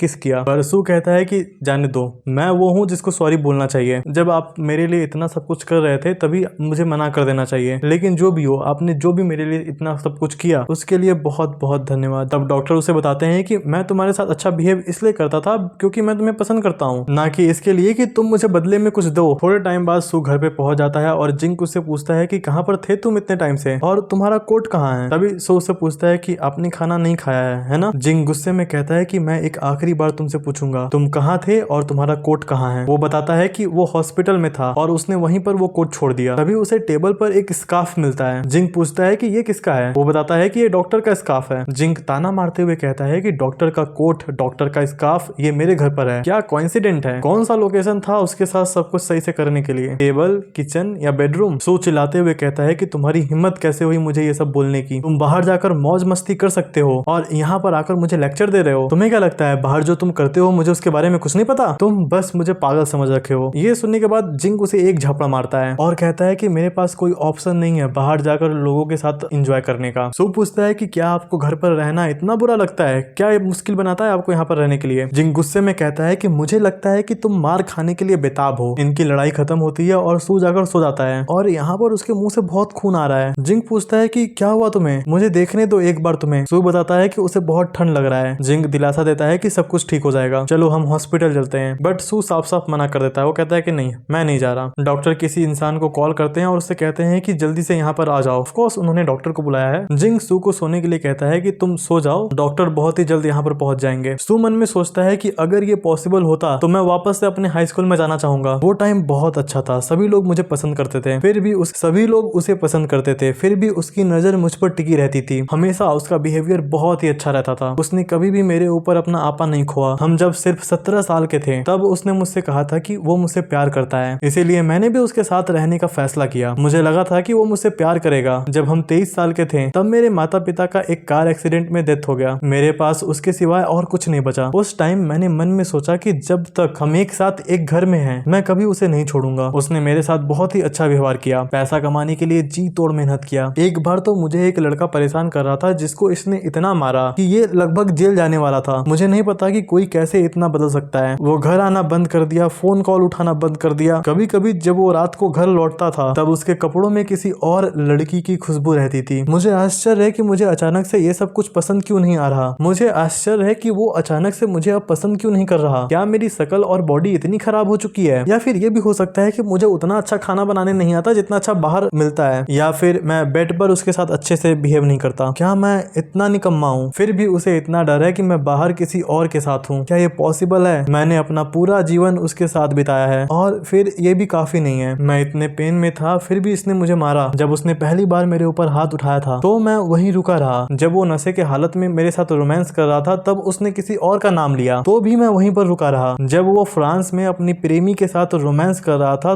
तो भी मैं रुका रहा। जब उसने मेरे ऊपर शक किया कि मैं कहीं बाहर मुंह मार रहा हूँ तब भी मैं रुका रहा, लेकिन जिंग मैं बिना प्यार के और कितने दिन रुक सकता हूँ। डॉक्टर गेट पर आता है, जिंग जाता है उनको लेने के लिए और उससे कहता है कि तुमको इतना लेट कैसे हो गया। वो बताता है कि आज सैटरडे है, आज कोई भी डॉक्टर काम नहीं कर रहा। सबसे पहले मैं आपको बता देता हूँ कि मैं डबल चार्ज करूंगा। जिंग चिल्लाते हुए कहता है कि ये सब बकवास बंद करो, ये अर्जेंट है। डॉक्टर सू के पास जाते हैं और उससे कहते हैं कि क्या हुआ भाई, मैं बस तुम्हें देख कर बता सकता हूँ कि तुम्हें नॉर्मल खांसी जुकाम नहीं हुआ है, ये कुछ दूसरा गहरी बीमारी है। डॉक्टर जिंग के पास आता है और उससे बोलता है कि मुझे नहीं पता था कि तुम इतने क्रूर इंसान हो। उसके मुंह में बहुत चोट आई है और उसके निचले बॉडी पर तो और भी ज्यादा। क्या आपको इस बात की जानकारी नहीं है? क्या तुम उसे जान से मारना चाहते हो? क्या उसने ऐसा कुछ भी किया हो जिससे आपको ठेस पहुंचा है? जिंग बताता है कि मैंने कुछ भी ऐसा जानबूझकर नहीं किया। डॉक्टर कहते हैं कि मुझे पूरी तरीके से पता है कि तुम पिछले 2 सालों से क्या क्या कर रहे हो और ये सब कुछ एक बस दिखावा है। आज मैंने जो देखा है उसके बाद मैं ये सचमुच नहीं कह सकता कि अब भी आपको सू की परवाह है। लास्ट टाइम मैंने उसको 2 साल पहले देखा था, वो इतना दुबला पतला और पीला नहीं था जितना कि वो अब है। खैर, क्या आपके पास बुखार की कोई दवा है? मैं कुछ भी साथ नहीं लाता। जिंग बताता है कि हाँ है हमारे घर में। यहाँ डॉक्टर बोतल के अंदर बहुत सारी दवाइयाँ देखते हैं जिसको कि सू ने रखा है। वो देखते ही समझ जाता है कि हाँ ये तो कुछ देखा देखा सा लग रहा है। वो जिंग से पूछता है कि ये सब दवाइयाँ किसके लिए है? जिंग कहता है कि पानी उबल गया है, क्या आपको वो दवाई मिला? वो जवाब देता है कि अरे नहीं नहीं, मैं अभी भी ढूंढ रहा हूँ। उसके मुंह में जो चोट आई है उसको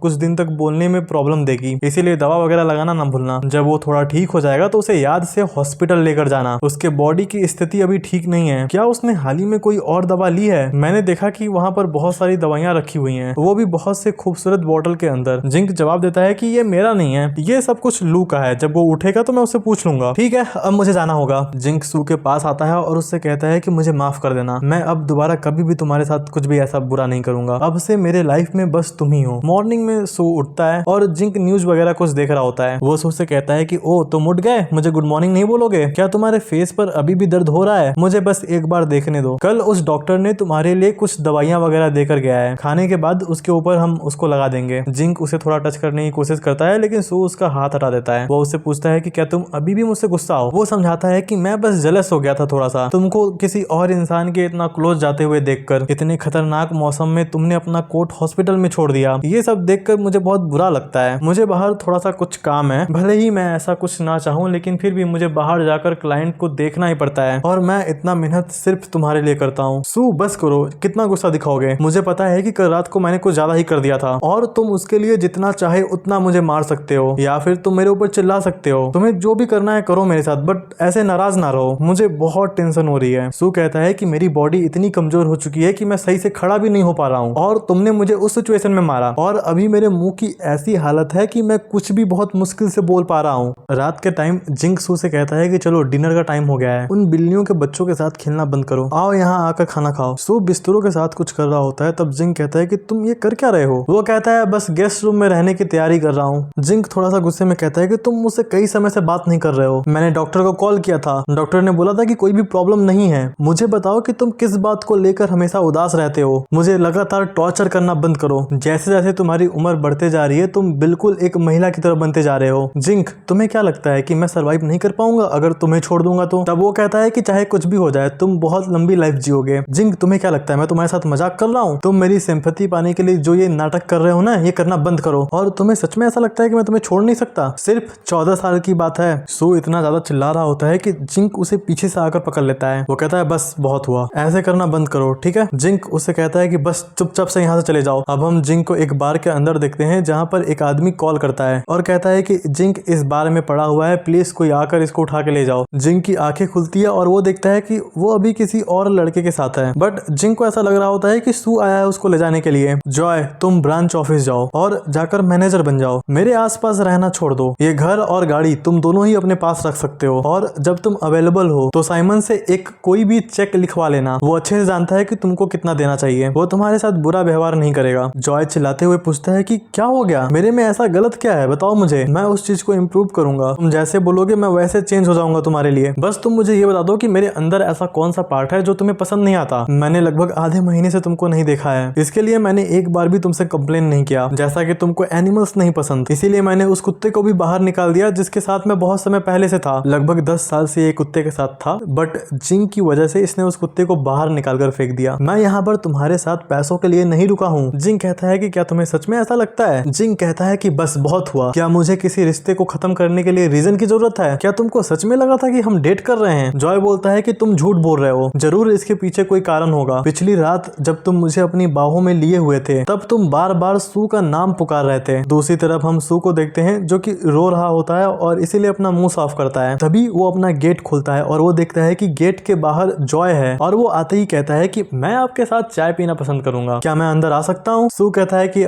ठीक है आ जाओ। वो उसे पानी देता है ताकि थोड़ा सा अपने बॉडी को गर्म कर सके। जॉय कहता है कि तुमको पता होना चाहिए कि मैं कौन हूँ, तुम यहाँ इतने शांति से कैसे बैठे हो? मैं जिंग के साथ काफी लंबे टाइम से हूँ, तुम उसे कैद करके रखे हो, प्लीज कैद करना बंद करो। सू कहता है कि तुमको ये बात उसे खुद कहना चाहिए और हाँ, ऐसे आदमी को अपने पास नहीं रखा जा सकता। वैसे तुम उसके साथ कितने टाइम से हो? वो जवाब देता है कि जब से यूनिवर्सिटी से मैं ग्रेजुएट हुआ लगभग 3 साल हो चुके हैं। सू कहता है कि अच्छा 3 साल, मुझे याद करने दो। जब हम तीसरे साल में साथ थे तो वो 2003 था। उस टाइम जिंक प्रेसिडेंट नहीं बन पाए। वो एक इलेक्ट्रिक कंपनी में नॉर्मल इंसान की तरह काम करता था। जब लॉकडाउन लगा था तो काफी सारे लोगों को हॉस्पिटल में रखना पड़ा और यहाँ पर इतना भी जगह नहीं था कि एक पेशेंट अपना हाथ भी हिला सके। उस टाइम हर रोज कोई न कोई मर रहा था। अस्पताल के अंदर सिर्फ मरीज ही थे, बाहर से किसी को भी अंदर आना अलाउड नहीं था। उस टाइम मैं हॉस्पिटल में ही था। मेरे बॉस के पूरे 3 लोग का परिवार बीमार था। मेरे बॉस जिन्होंने मेरी देखभाल की वो सबसे पहले चले गए। मुझे उनकी बेटी और डॉटर का ध्यान रखना पड़ा, इसीलिए मैं हॉस्पिटल में गया था उनको भर्ती कराने। उस टाइम मैं अपनी वसीयत के बारे में पहले ही सोच चुका था। उस टाइम बस मैं ये चाहता था कि जिंग बुरा ना फील करे और मुझे भूल जाए, लेकिन मुझे इस बात की उम्मीद नहीं थी। जिंग चुपके से बैरिकेड टेप पार करके मुझे वापस घर लेकर आएगा। वो टाइम मेरे लिए बहुत इंपॉर्टेंट है, उसे मैं कभी भूल नहीं सकता, क्योंकि ये उन मौकों में से कुछ एक था जब जिंग सच में गुस्सा हुआ। इवन उसने मुझे मारने के लिए अपना हाथ भी उठाया, लेकिन अंत में वो अपने ही चेहरे पर जोर से मारता है। वो बिना कुछ भी बोले बस रोए जा रहा था। वो उससे पूछता है कि क्या हुआ? वो बताता है कि अच्छा बताओ, अगर तुमको अभी कुछ हो जाता तो मैं क्या करता? मेरे लिए ये जिंदगी जीना कितना मुश्किल हो जाता, मैं ये लाइफ कभी जी ना पाता। वैसे वो परिवार मारा गया लेकिन मैं ठीक था। सो जिसको हॉस्पिटल में लेकर गया था वो फैमिली मारा गया। उसके बाद एक वकील आया और तब मुझे पता चला कि मेरे बॉस ने अपनी छोटी कंपनी मेरे नाम कर दी है। ये वही कंपनी है जिससे आज जिंक इतना बड़ा बन पाया है। अच्छा है, तो यहाँ पर सू के कोई बॉस थे जिनकी डेथ हो गई थी, तो सू ने ही उनके परिवार का ध्यान रखा था, इसीलिए उन्होंने खुश होकर अपनी कंपनी इसके नाम कर दी। तभी जॉय कहता है कि अगर उस टाइम उसके बगल में मैं होता तो मैं भी ये सब कुछ सह पाता। तभी उसकी नजर उसकी बिल्लियों पे जाती है। सू पूछ लेता है कि क्या तुमको बिल्लियों से डर लगता है? जॉय थोड़ा सा शॉक में था। वो पूछता है कि वो तो एनिमल से नफरत करता है ना। सो इसको इसका सिगरेट बताता है, देखो हमेशा प्यार से बात नहीं करना है, कभी कभी तुम उसके ऊपर चिल्लाओ, वो मना नहीं कर पाएगा, सिवाय इसके कि कुछ दिनों के लिए वो तुमसे बात करना बंद कर देगा। लेकिन हाँ, इसको सहना ज्यादा मुश्किल नहीं है, प्यार जताओ और नखरे दिखाओ। जॉय बताता है कि जब मुझे उसने अपने कुत्ते से छुटकारा पाने को बोला तो मैंने पूरा 1 वीक उसके सामने भीख मांगा और मुझे जो जो आता था वो सब कुछ मैंने आजमा लिया, लेकिन उसके सामने ये सब कुछ व्यर्थ था। खैर, वैसे कल रात तुम दोनों के बीच बहस हुई थी, क्योंकि जब भी वो अपसेट होता है वो तुरंत मेरे पास आता है। मैं उसे हमेशा यही सलाह देता हूँ कि पुरानी आदतें इतनी आसानी से नहीं छूटती और वो इतना गुस्सा करना बंद करे। फिर भी वो ये कहता था कि वो अपने पुराने प्यार को भुला नहीं पा रहा। हम सब यहाँ पर मेल हैं, तो मैं इस बात को समझ सकता हूँ। क्या इसका कारण सिर्फ ये नहीं है, वो आप दोनों के रिश्ते को पारिवारिक रिश्ते के रूप में देखता है, लेकिन अचानक से उनको कुछ ऐसा हुआ है, वो सभी से अपने नाजायज रिश्ते खत्म कर रहे हैं। जॉय एक बात और भी बताता है कि 10 साल से पहनी हुई वो अंगूठी बिल्कुल इस तरीके से फेंक देता है जैसे कि उसके लिए उसकी कोई कीमत नहीं है। इसके बाद वो उसे ताना मारते हुए कहता है कि मुझे पता है कि किसी के द्वारा ये दिया गया एक महत्वपूर्ण गिफ्ट है, मुझे बुरा लग रहा था इसलिए मैंने सोचा तुमको बता दूं। इसीलिए जब उसने रिंग फेंक दी तो मैंने उसको तुम्हारे लिए रख लिया। क्यों ना हम कोई और समय तय कर लें ताकि मैं इसे आपके लिए लेकर आ सकूं। सो चिल्लाते हुए कहता है कि शांति से बाहर निकल जाए यहाँ से। तभी हम फ्लोर पर देखते हैं कि बहुत सारे खून गिरा हुआ है। सू के हाथ में वो अंगूठी होती है जिसे वो पिछले 10 साल से पहन रखा है। ये उसके पास की सबसे वैल्यूएबल चीज है। मैंने कभी नहीं सोचा था कि वो उसको इस तरीके से निकाल कर फेंक देगा। अब मुझे अच्छे से समझ में आता है कि जिस पूरे चीज को मैं इतने टाइम से थामने रखने की कोशिश कर रहा हूँ वो सिर्फ और सिर्फ एक मजाक है।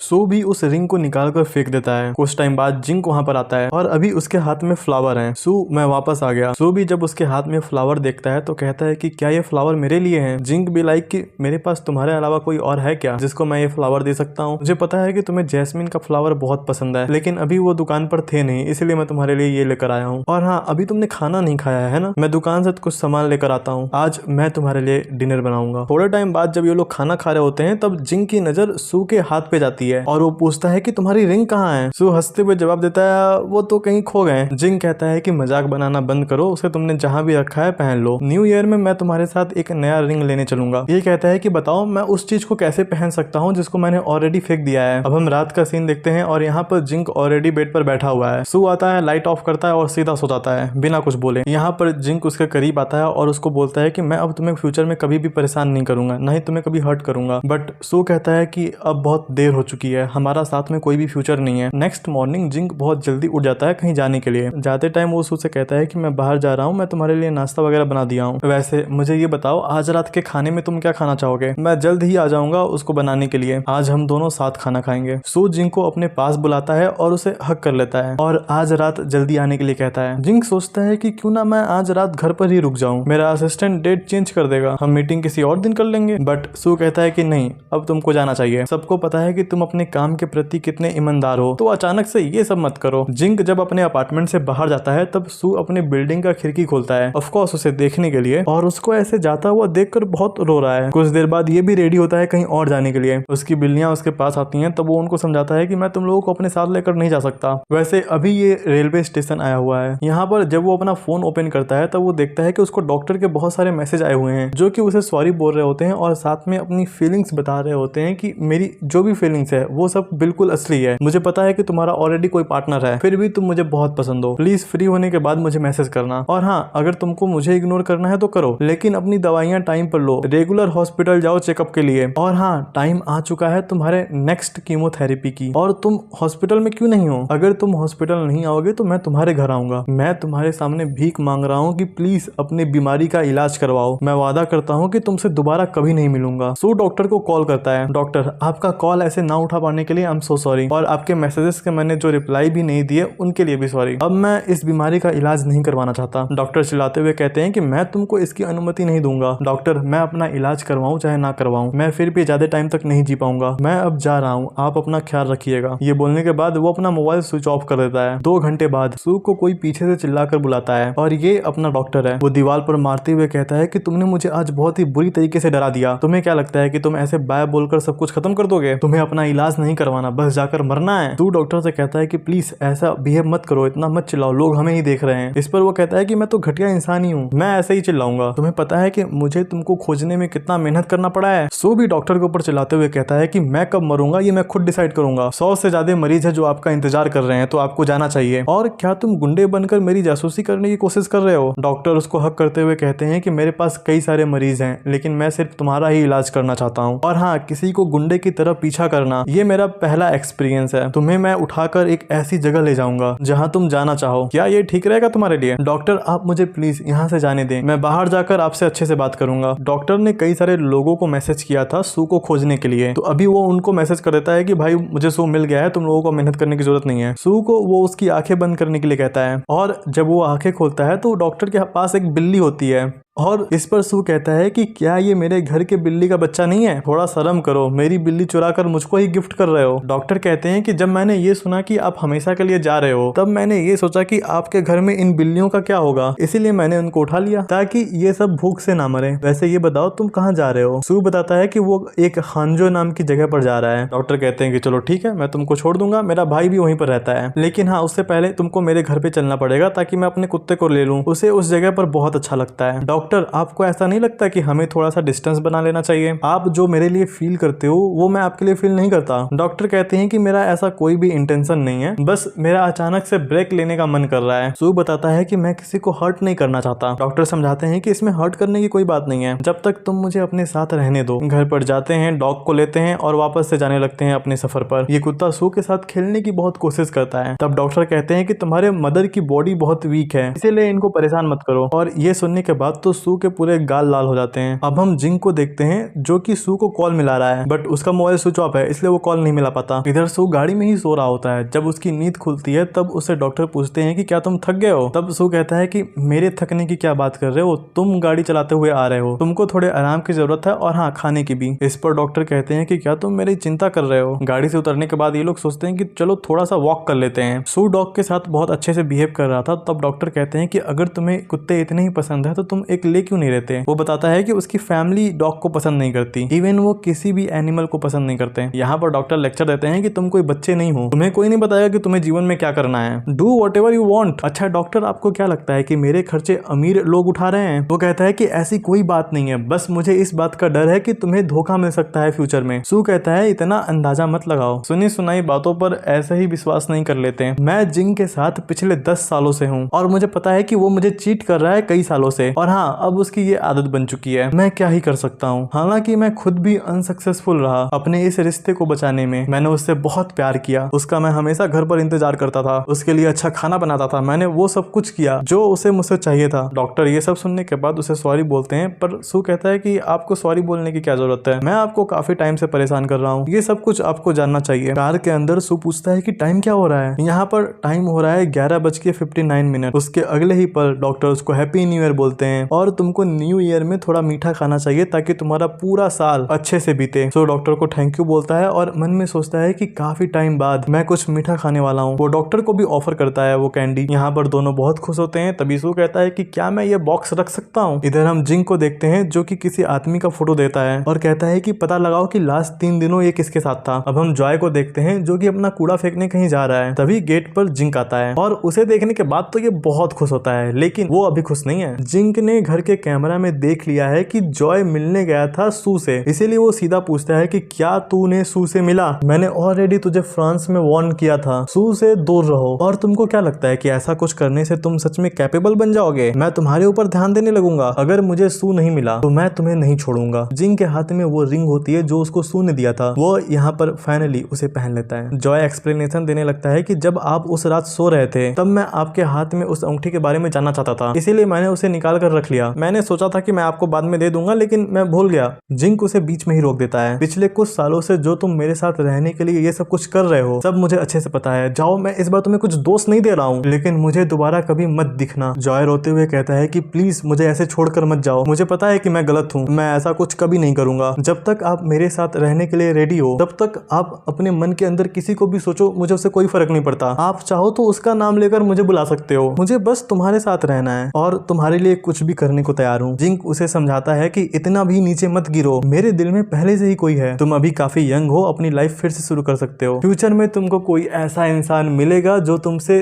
कई गुना ज्यादा तुमसे प्यार करेगा। जिंक उसे रोता हुआ छोड़कर किसी पार्क में आकर बैठता है। फिर उसका एक दोस्त उसको कॉल करके बताता है कि मैं अगले मंथ शादी करने वाला हूँ, मैं चाहता हूँ कि तुम दोनों मेरी शादी अटेंड करो। जिंक बताता है कि सू जा चुका है, मुझे नहीं पता कि अभी वो कहाँ पर है। वो पूछता है कि क्या तुमने उसको गुस्सा दिलाया इसलिए वो चला गया, क्या वो अकेले गया है या फिर किसी के साथ है? जिंक बताता है कि कुछ दिन पहले वो डॉक्टर से मिलने गया था और हाँ, वो कोई आम डॉक्टर नहीं है, उसके पास एक स्पोर्ट कार है और उसने एक ऐसा पौधा ऐसे ही सू को गिफ्ट कर दिया था जिसकी कीमत एक घर से भी ज्यादा है और वो दिखता भी काफी अच्छा है। उसकी उम्र कुछ 30 साल के आसपास होगी। उसका दोस्त कहता है कि तुम अभी अपने घर पर जाओ, मैं आ रहा हूँ तुमसे मिलने। घर पर वो बहुत जल्दी पहुंच जाता है, लेकिन जिंक बहुत लेट से आता है। तब वो बताता है कि रास्ते में बहुत सारी ट्रैफिक थी इसलिए लेट हो गया। वैसे इसका ये दोस्त वही डॉक्टर है जो कि सू को पहले देखने आया था। ये भागकर उन्हीं दवाइयों के पास जाता है जिसको सू ने बहुत ही संभाल कर बॉटल में रखा है। जिंक, मुझे बताओ क्या तुम सू से प्यार करते हो? इसका जवाब हाँ में देता है। बट अचानक से इसको क्या होता है कि वो जिंक को मारने लगता है, उसके मुंह से खून निकल रहा होता है। तुम कह रहे हो कि तुम उससे प्यार करते हो, लेकिन फिर भी तुम बाहर जाकर मौज मस्ती करते थे। तुम कहते हो कि तुम उसे प्यार करते हो, लेकिन अभी तक ये नहीं समझ पाए कि उसकी शरीर और मानसिक स्थिति कितनी बिगड़ चुकी है। तुम कहते हो कि तुम उसे प्यार करते हो, लेकिन फिर भी तुम उससे लड़ते हो और इवन तुम उसे मारते भी हो। जिंक भी चिल्लाते हुए कहता है कि तुम हमारे रिलेशनशिप के बारे में क्या जानते हो? मैं बाहर जाता हूँ, मस्ती करता हूँ, इसका ये मतलब नहीं है कि मैं उसके साथ नहीं रहना चाहता। अच्छा है, तो क्या तुमको पता है जब वो बाहर डॉक्टर से मिलने जाता था तो वहां पर वो एक्चुअल में किस लिए जा रहा है? क्या उनके बीच में कोई अफेयर चालू है, या फिर ये हो सकता है कि शायद वो कीमोथेरेपी के लिए जा रहा है। वो लाइट में अपने कपड़े वगैरह इसलिए नहीं उतारता था ताकि आप उसके बॉडी पर निडल्स के निशान ना देखो। जिंक चिल्लाते हुए पूछता है कि क्या क्या बात कर रहे हो तुम? उसके साथ आखिर हो क्या रहा है? उसको एक जानलेवा बीमारी है जिसमें बोन मैरो की जरूरत पड़ती है ठीक करने के लिए, पर मुझे नहीं पता कि उसे ये बीमारी कब से है। इधर हम सू को कार से निकलते हुए देखते हैं जो कि अभी भी सो रहा है, इसीलिए डॉक्टर ही उसको बाहर निकालते हैं अपनी गोद में उठाकर। सू जल्दी से उठता है और कहता है कि मैं खुद से चल सकता हूँ। डॉक्टर उसको बताते हैं कि अगर मैं तुमको नीचे उतार दिया तो ये कुत्ता तुम्हारे ऊपर कूदेगा सिर्फ खेलने के लिए। मैं तुम्हें अंदर छोड़ देता हूँ ताकि तुम अच्छे से आराम करो, फिर बाद में तुम्हारी उन बिल्लियों के बच्चों को लेकर आऊंगा। सू पूछता है कि आपको कोई प्रॉब्लम तो नहीं होगी ना अगर मैं यहाँ पर रुकूंगा तो? सू, जब दोस्त एक दूसरे के घर पर जाते हैं तो उनका टाइम अच्छे से बीतता है, इतना इन सब चीजों के बारे में सोचो मत, अच्छे से तुम सो सो जाओ, मैं गाड़ी से तुम्हारी बिल्लियों को और अपने कुत्ते को लेकर आता हूँ, और हाँ ऐसा कुछ दोबारा कभी मत कहना। कुछ देर बाद डॉक्टर सोफे पर ही सो जाते हैं और बाहर सू कुत्ते को नहला रहा है। डॉक्टर उसके पास आते हैं और कहते हैं कि ये मुझे करने दो, तुम जाओ जाकर रेस्ट करो, और हाँ अपने कपड़े भी बदल लेना, हमें बाहर जाना है डिनर पर। सू कहता है कि डॉक्टर मैं आपको और उम्मीद नहीं दे सकता,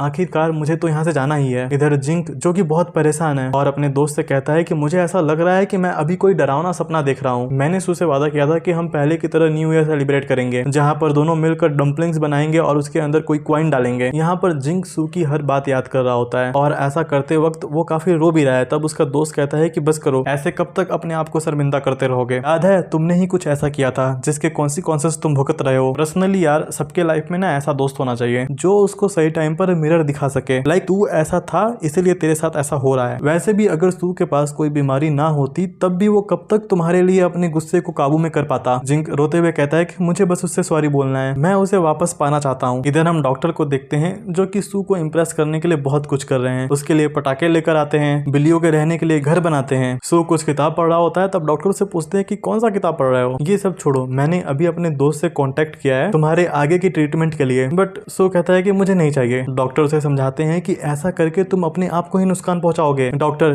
क्या मैं ठीक हो सकता हूँ, ये आप अच्छे से जानते हो। सू ऐसा भी नहीं है कि तुम्हारे ठीक होने की संभावना 0% है। डॉक्टर अगर आप मेरे लिए सच में कुछ करना चाहते हो तो मुझे फोर्स मत करो, कीमोथेरेपी बहुत पेनफुल है और मुझे ये सब करते समय बहुत अनकंफर्टेबल भी फील होता है। मैं नहीं चाहता कि मैं अपना आखिरी टाइम हॉस्पिटल के बिस्तर पर बिताऊं। सू अगर तुम ट्रीटमेंट के लिए नहीं जाओगे तो भी वो तुम्हारे लिए पेनफुल है। डॉक्टर जब मेरे पास आप हो, आपका कुत्ता है, साथ में मेरी बिल्लियां हैं, तो मुझे कोई भी पेन फील नहीं होता। डॉक्टर रोते हुए उसे आई लव यू कहते हैं और सू कहता है कि अगर मैं अगली जन्म में लड़की बनूंगा तो मैं सिर्फ तुम्हारा इंतजार करूंगा, बट सू मैं तुम्हें ही चाहता हूँ, भले तुम एक लड़के हो। नेक्स्ट डे डॉक्टर का बड़ा भाई वहां पर आता है। तब वो उससे पूछता है कि आप यहाँ पर क्या कर रहे हो, मुझे बोले होते तो मैं आपको लेने आ जाता। बट उसका भाई आते ही उसको एक झापड़ मारता है और कहता है कि तू बड़ा हो गया है तो कुछ भी करेगा, घर में तू किस लड़के को लेकर आया है। ये बताता है कि ये वो इंसान है जिसे वो बहुत पसंद करता है। तो वो कहते हैं कि तो क्या मुझे इसके लिए तुम्हारी तारीफ करनी चाहिए, क्योंकि तुमने एक बहुत अच्छे लड़के को अपने घर में लेकर आया है, तुमने जिंक के लवर को उससे छीन लिया है, वो पागल कुत्तों की तरह तुमको ढूंढ रहा है। तुमको पता है इन कुछ दिनों में मैंने कितना पैसा गवाया है। डॉक्टर कुछ भी सुनने के मूड में नहीं था, वो सीधा कहता है कि भाई आप अपना आवाज धीमा कीजिए, वो अभी अभी सोया है, आप ऐसा बोलकर उसे जगा दोगे। उसका भाई उसको समझाता है कि क्या तुम किसी ऐसे इंसान को नहीं ढूंढ सकते जिसका बैकग्राउंड सिंपल हो, क्लीन हो। वो लड़का किसी के साथ पिछले 10 सालों से था, वो तुम्हारा प्यार कभी डिजर्व नहीं करेगा। ये सुनते ही डॉक्टर भी उसे झापड़ मार देते हैं। इन 3 दिनों में मैंने 20 मिलियन पैसे गवाए हैं, इस लड़के को इस तरीके से घर में रखना इतना महंगा पड़ रहा है, इन सब चीजों को मैं अगर कवर ना करूँ तो तुम्हारा पिता तुमको मारेगा, मैं नहीं मारूंगा। कुछ टाइम बाद दोनों लड़ाई करके दूर दूर बैठे होते हैं, तभी सू वहां पर आता है। डॉक्टर अपने बड़े भाई को बताते हैं कि ये सू है। वो भी तारीफ करते हैं कि मैंने जितना सोचा था ये उससे ज्यादा खूबसूरत है, लेकिन साथ ही में वो बहुत थका हुआ और उसकी पूरी बॉडी पीला पड़ चुकी है। डॉक्टर वहां से उसको ले जाने की कोशिश करते हैं और कहते हैं कि चलो चलते हैं यहाँ से, देखते हैं कि वो कुत्ता उठा या नहीं, और इसके बाद हम हाइकिंग पे चलेंगे। उसका भाई कहता है कि ये ब्लड कैंसर का पेशेंट है, इसके साथ तुम्हारा कोई भी फ्यूचर नहीं है, मेरे साथ बीजिंग आओ। डॉक्टर उसको पकड़कर रोने लगते हैं और कहते हैं कि नहीं मुझे छोड़कर मत जाओ। ये अपने छोटे भाई से कहते हैं कि क्या तुम इसे बीजिंग लेकर आ सकते हो ताकि मैं इसकी देखभाल करने में तुम्हारी मदद कर सकूं, और मैं वहां पर कुछ ऐसे लोगों को भी जानता हूं जो कि इसका इलाज करने में काफी हेल्प कर सकते हैं। बट डॉक्टर कहते हैं कि नहीं, मैंने उससे वादा किया है कि मैं उसको फोर्स नहीं करूंगा, और वो हॉस्पिटल नहीं जाना चाहता तो मैं लेके नहीं जाऊंगा, और वैसे भी उस जगह बहुत ठंड है, वहां पे जाना सही नहीं होगा। दूसरी तरफ हम जिंक को देखते हैं जो कि सोच रहा होता है उस टाइम के बारे में जहां पर ये दोनों हाई स्कूल में एक साथ पढ़ रहे हैं। बट उसका अचानक से नींद खुलता है और वो सू के बारे में चिल्ला रहा होता है, सू बस तुम वापस आ जाओ, मैं तुम्हारी सारी बात मानूंगा। तभी हम जॉय को देखते हैं जो कि उसके गेट के बाहर बैठा होता है। जिंक उसके पास आता है और कहता है कि तुम यहाँ पर कर क्या रहे हो, तुमको देखकर कभी कभी मेरा मन करता है कि तुम्हारा पूरा फेस बिगाड़ दूं और तुम्हें उस बदसूरत फेस के साथ जीना पड़े पूरा जीवन, तो अच्छा रहेगा। जॉय कहता है कि चलो ना हम वापस वैसे ही जीते हैं जैसे पहले जीते थे। जिंक उसे लात मारते हुए कहता है कि चले जाओ यहाँ से और दोबारा मुझसे ये घटिया बात मत करना। जिंक मैं तुमसे बहुत प्यार करता हूँ, हालांकि मुझे पता है कि मैं बहुत गलत हूँ, मुझे तुम्हारे हाथ से वो अंगूठी नहीं निकालना चाहिए था, लेकिन क्या उतनी सी बात के लिए रिश्ता खत्म करना सही होगा? मुझे नहीं रहना तुम्हारे उस घर में, और जो तुमने पैसा दिया था वो भी मुझे नहीं चाहिए, मुझे बस तुम्हारे साथ रहना है। मुझे पता है कि तुम्हें कोई और पसंद है, लेकिन मुझे हमेशा लगता है कि वो मुझसे बेहतर नहीं, प्लीज मुझसे नफरत मत करो। जिंक कहता है कि ठीक है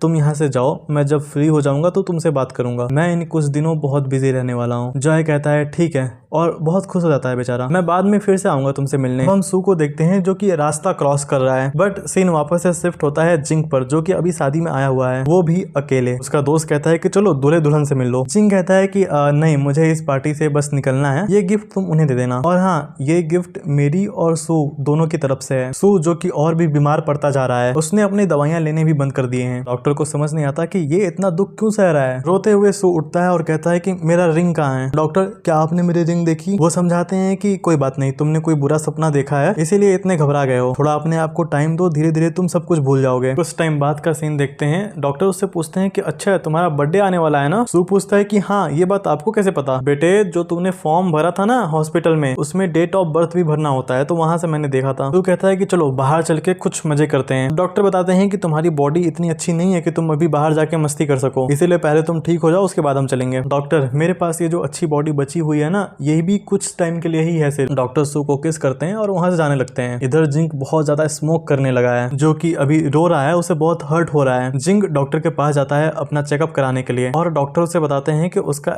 हेल्थ अच्छा नहीं है, उसका जो हार्ट है वो धीरे धीरे खराब होता जा रहा है, तुमको कुछ टाइम के लिए हॉस्पिटल में ही रुक जाना चाहिए। जिंग मन में सोचता है कि अच्छा है, ऐसा ही फील हो रहा होगा लू को भी जब वो यहाँ पर आता था। यहाँ पर ऐसे अकेले बैठना, रिजल्ट का वेट करना कि उसको कौन सी बीमारी है। सॉरी डॉक्टर, मुझे एक कॉल करना है। डॉक्टर कहते हैं कि ठीक है भाई, जा कर ले। कॉल पे वो आदमी बोलता है कि मिस्टर जिंग, वो जो छोटी सी प्रॉपर्टी वाला डील था, उसमें थोड़ी सी प्रॉब्लम आ गई है, आपको एक बार वापस से आकर चेक करना होगा। इसके बाद जिंग एक डिपार्टमेंट में जाता है और वो उस बिल्डिंग का सीसीटीवी कैमरा चेक करता है। तब उसे पता चलता है कि ये उस डॉक्टर का भाई है। जिंग पता लगाने की कोशिश करता है कि उसके गाड़ी का प्लेट नंबर क्या है, और ऐसा करने से उसे उस डॉक्टर के बड़े भाई का नंबर मिल जाता है। ये उसे कॉल करता है और कहता है कि क्या तुम मेरी एक हेल्प कर सकते हो। वापस से अब हम देखते हैं डॉक्टर और सू को। सू कह रहा होता है कि फरवरी आ गया, अभी तक वो फ्लावर उगे नहीं जो तुमने लगाया था। डॉक्टर बताते हैं सू, इस मंथ में सिर्फ इसमें पत्तियां आती हैं, अप्रैल मंथ में फ्लावर आना स्टार्ट होगा। बट डॉक्टर, अप्रैल आने में तो अभी बहुत टाइम बाकी है, मुझे तो ये भी नहीं पता कि मैं इसको देख पाऊंगा या नहीं। डॉक्टर चिल्लाते हुए कहते हैं कि दोबारा ऐसा कुछ कभी मत बोलना। इसके बाद डॉक्टर उसे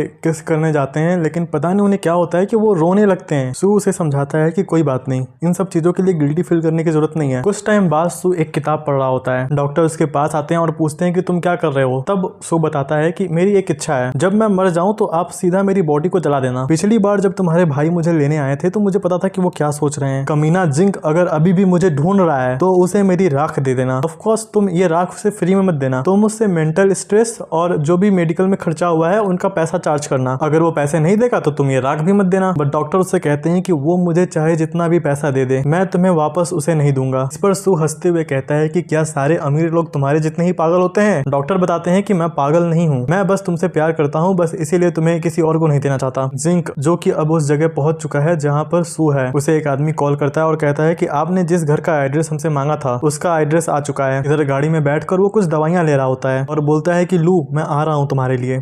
इधर सू को बहुत दर्द हो रहा होता है, इसलिए वो अपने आप को एक कमरे में बंद कर लिया है। डॉक्टर कहते हैं कि क्या हुआ, गेट खोलो, मुझे देखने दो, कुछ ज्यादा ही इमरजेंसी है तो मुझे हॉस्पिटल ले जाने दो तुम्हें। अंदर आकर देखते हैं तो सू का हालत कुछ ज्यादा ही खराब है। डॉक्टर उसे तुरंत हॉस्पिटल लेके जाते हैं। डॉक्टर, आपके दिमाग में क्या चल रहा है? मैंने बस अभी अभी आपके बारे में एक सपना देखा। डॉक्टर पूछते हैं सच में? बताओ अच्छा क्या देखा तुमने? आप मेरे से थोड़े दूर पर खड़े हैं और आपके पीछे बहुत सारे फ्लावर्स हैं। डॉक्टर को यह सुनकर बहुत अच्छा लगता है, लेकिन सू उससे कहता है कि मुझे यहाँ पे नहीं रहना, मुझे वापस से घर लेकर चलो, यहाँ की स्मेल बहुत बेकार है। डॉक्टर कहते हैं कि अगर मैं तुम्हारे सामने अपने घुटने टेक कर तुमसे भीख मांगू ताकि तुम अपना इलाज करा सको। डॉक्टर, आपने मुझसे बोला था कि आप वो सब कुछ मुझे दोगे जो मुझे चाहिए। डॉक्टर भी कहते हैं कि ठीक है। सू कहता है कि आप बहुत अच्छे हो, आई प्रॉमिस मैं अगले जन्म में तुम्हारा होकर रहूंगा, और हाँ, आप ऐसा दिखावा नहीं कर सकते कि आप इन सब चीजों से खुश हो। गाड़ी में डॉक्टर बताते हैं कि यहाँ का व्यू बहुत अच्छा है, जब तुम ठीक हो जाओगे तो हम पक्का यहाँ पर आएंगे यहाँ का नजारा देखने के लिए। डॉक्टर, जब मैं अपने हाई स्कूल में था तब मैं अक्सर यहाँ पर आया करता था, तो इतना मत सोचो, मैंने देख रखा है। सू, तुम्हारा बर्थडे आने वाला है ना, मैं उसके लिए एक बहुत ही अच्छा गिफ्ट खोज रखा है तुम्हारे लिए। डॉक्टर प्लीज मुझे बताओ क्या है वो, ऐसे मैं इंतजार नहीं कर सकता। सू, अगर तुम सच में जानना चाहते हो तो मुझे एक किस करो, फिर मैं तुम्हें बता दूंगा। सू इस पर कुछ भी नहीं बोलता। अब हमें घर के अंदर का सीन दिखाया जाता है। डॉक्टर उसके पास आते हैं और उससे कहते हैं कि तुम अभी तक क्यों जाग रहे हो, क्या तुम्हें भूख लगी है, क्योंकि आज तुमने पूरे टाइम कुछ नहीं खाया। सो इसका जवाब ना में देता है। तब डॉक्टर उससे पूछते हैं कि क्या हुआ फिर, इतने रात तक तुम क्यों जाग रहे हो, कुछ तो हुआ है, बताओ मुझे। मेरा छोड़ो डॉक्टर, आप ये बताओ आप अभी तक क्यों नहीं सोए। कुछ टाइम बाद ये दोनों एक ही बेड पर एक साथ सो जाते हैं। डॉक्टर, मुझे पता है कि आप मुझसे बहुत प्यार करते हो, लेकिन मेरे पास ऐसा कुछ भी नहीं है जो कि मैं आपको दे सकूं। मेरी बॉडी, मेरी शक्ल भी अच्छी नहीं है, तो आप मुझसे सच बताओ कि आप मुझसे चाहते क्या हो। सो इतना ज्यादा मत सोचो, जाओ जाके चुपचाप से सो जाओ। मैं तुम्हारे लिए कुछ स्वीट बना रहा हूँ, तो मैं जा रहा हूँ उसे चेक करने के लिए कैसा बना है। मॉर्निंग का सीन दिखाया जाता है और यहाँ पर डॉक्टर बहुत पहले ही उठ गए हैं। सो उनके पास आता है और कहता है कि आप इतना जल्दी कैसे उठ गए, रात को भी आप काफी लेट से सोए थे। डॉक्टर कहते हैं कि हाँ वो तो है, चलो साथ में चल के सोते हैं। बट डॉक्टर उसको सुलाकर नीचे आ जाते हैं क्योंकि गेट पर कोई आया हुआ है। ये और कोई नहीं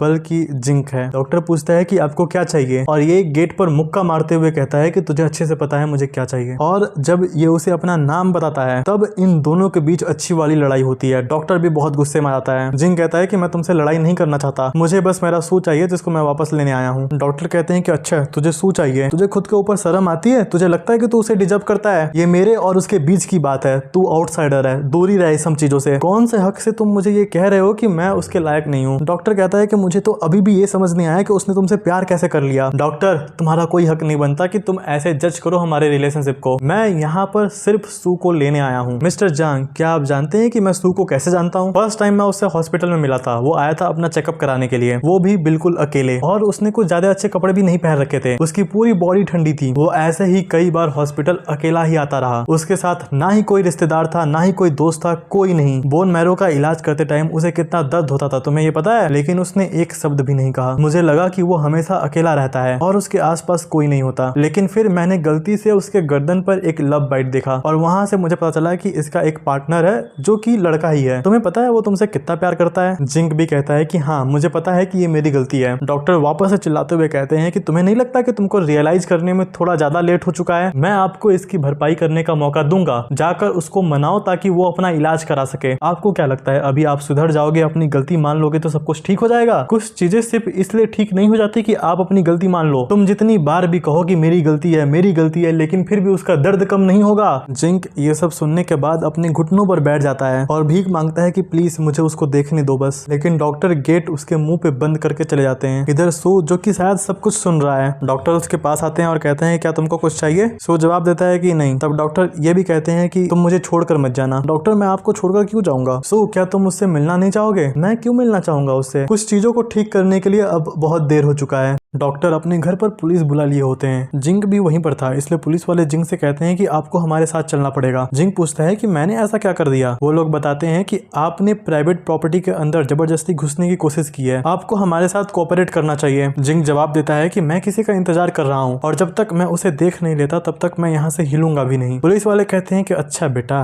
ऐसे कैसे तुम नहीं चलोगे? वो उसको जबरदस्ती उठा कर ले जाने लगते हैं। जिंक चिल्ला रहा होता है कि प्लीज मुझे छोड़ो, जाने दो। लू, क्या तुम मुझे सुन पा रहे हो? क्या तुमने मुझे छोड़ दिया है? मुझे पता है कि मैं गलत हूँ, मैं बहुत गलत हूँ, लेकिन तुमने मुझसे कहा था कि तुम मुझे कभी नहीं छोड़ोगे। मैं बस तुमको देखना चाहता हूँ, मैं तुम्हारे सामने हाथ जोड़ रहा हूँ, प्लीज मेरे साथ ऐसा मत करो। डॉक्टर सू की दवाइयाँ लेकर जब उसके कमरे में आता है तो वो देखता है कि सू रो रहा है। डॉक्टर खिड़की से बाहर देखता है कि जिंक को पुलिस वाले पकड़ कर ले जा रहे हैं। सू को भी वो ज्ञान देता है कि तुमने काफी समय से सही से सोया नहीं है, इसलिए दवाई खाओ और अच्छे से सो जाओ, और फिर जब तुम उठोगे तो तुम्हारा मूड बहुत अच्छा रहेगा। सू कहता है कि डॉक्टर, क्या मुझे एक जगह पर लेकर चलोगे? और ये जगह होती है एक कब्रिस्तान। वहां पर जाने के बाद वो डॉक्टर से कहता है कि क्या आप मेरा थोड़ा दूर जाकर इंतजार कर सकते हैं? बारिश हो रही होती है, इसलिए डॉक्टर कहते हैं कि तुम ये अम्ब्रेला ले लो, मैं जा रहा हूँ। बट वो कहता है कि नहीं, जब मैं यहाँ पर हूँ तो मुझे अम्ब्रेला की जरूरत नहीं है। सू अपने फादर और मदर को सॉरी बोल रहा होता है और कहता है कि मैं गलत हूँ, और ऐसा वो कई बार बोलता है कि मैं गलत हूँ, मैं गलत हूँ, ऐसा बोलते ही रहता है। आप लोग हमेशा सोचते थे कि मैं काफी समझदार हूँ, मैं पढ़ाई लिखाई में भी बहुत होशियार था, बट अचानक से सिर्फ एक लड़के के लिए मैंने इतना बड़ा डिसीजन कैसे लिया? मुझे माफ कर देना इन सब चीजों के लिए। मैं जल्द ही आप लोगों के पास आ रहा हूँ। अब समय आ गया है कि मैं आपकी रक्षा करूं, कम से कम आपको दोबारा दुख तो ना पहुंचाऊं। यकीन मानिए मेरा, मैं आप लोगों को ज्यादा इंतजार नहीं करवाऊंगा। डॉक्टर सू को ऐसा करते हुए दूर से देख रहे होते हैं। उसके पास आते हैं और कहते हैं कि बस बहुत हुआ, चलो घर चलते हैं, जब तुम ठीक हो जाओगे तो इस जगह पर हम वापस आएंगे। जाते टाइम सू अपने मदर एंड फादर से कहता है कि आप लोग मेरा इंतजार कीजिए। सू, चलो उठो, तुम पूरी तरीके से भीग चुके हो। डॉक्टर, अभी मुझे बिल्कुल भी ठंड नहीं लग रहा है, बल्कि मैं यहाँ पर आने के बाद बहुत ही सुकून महसूस कर रहा हूँ। तभी सू अचानक से कोलैप्स होकर उनके ऊपर गिर जाता है। डॉक्टर बार बार उसका नाम पुकारते हैं लेकिन कुछ फायदा नहीं होता। वो तुरंत उसको हॉस्पिटल लेकर आते हैं। डॉक्टर को जिंक का कॉल आता है और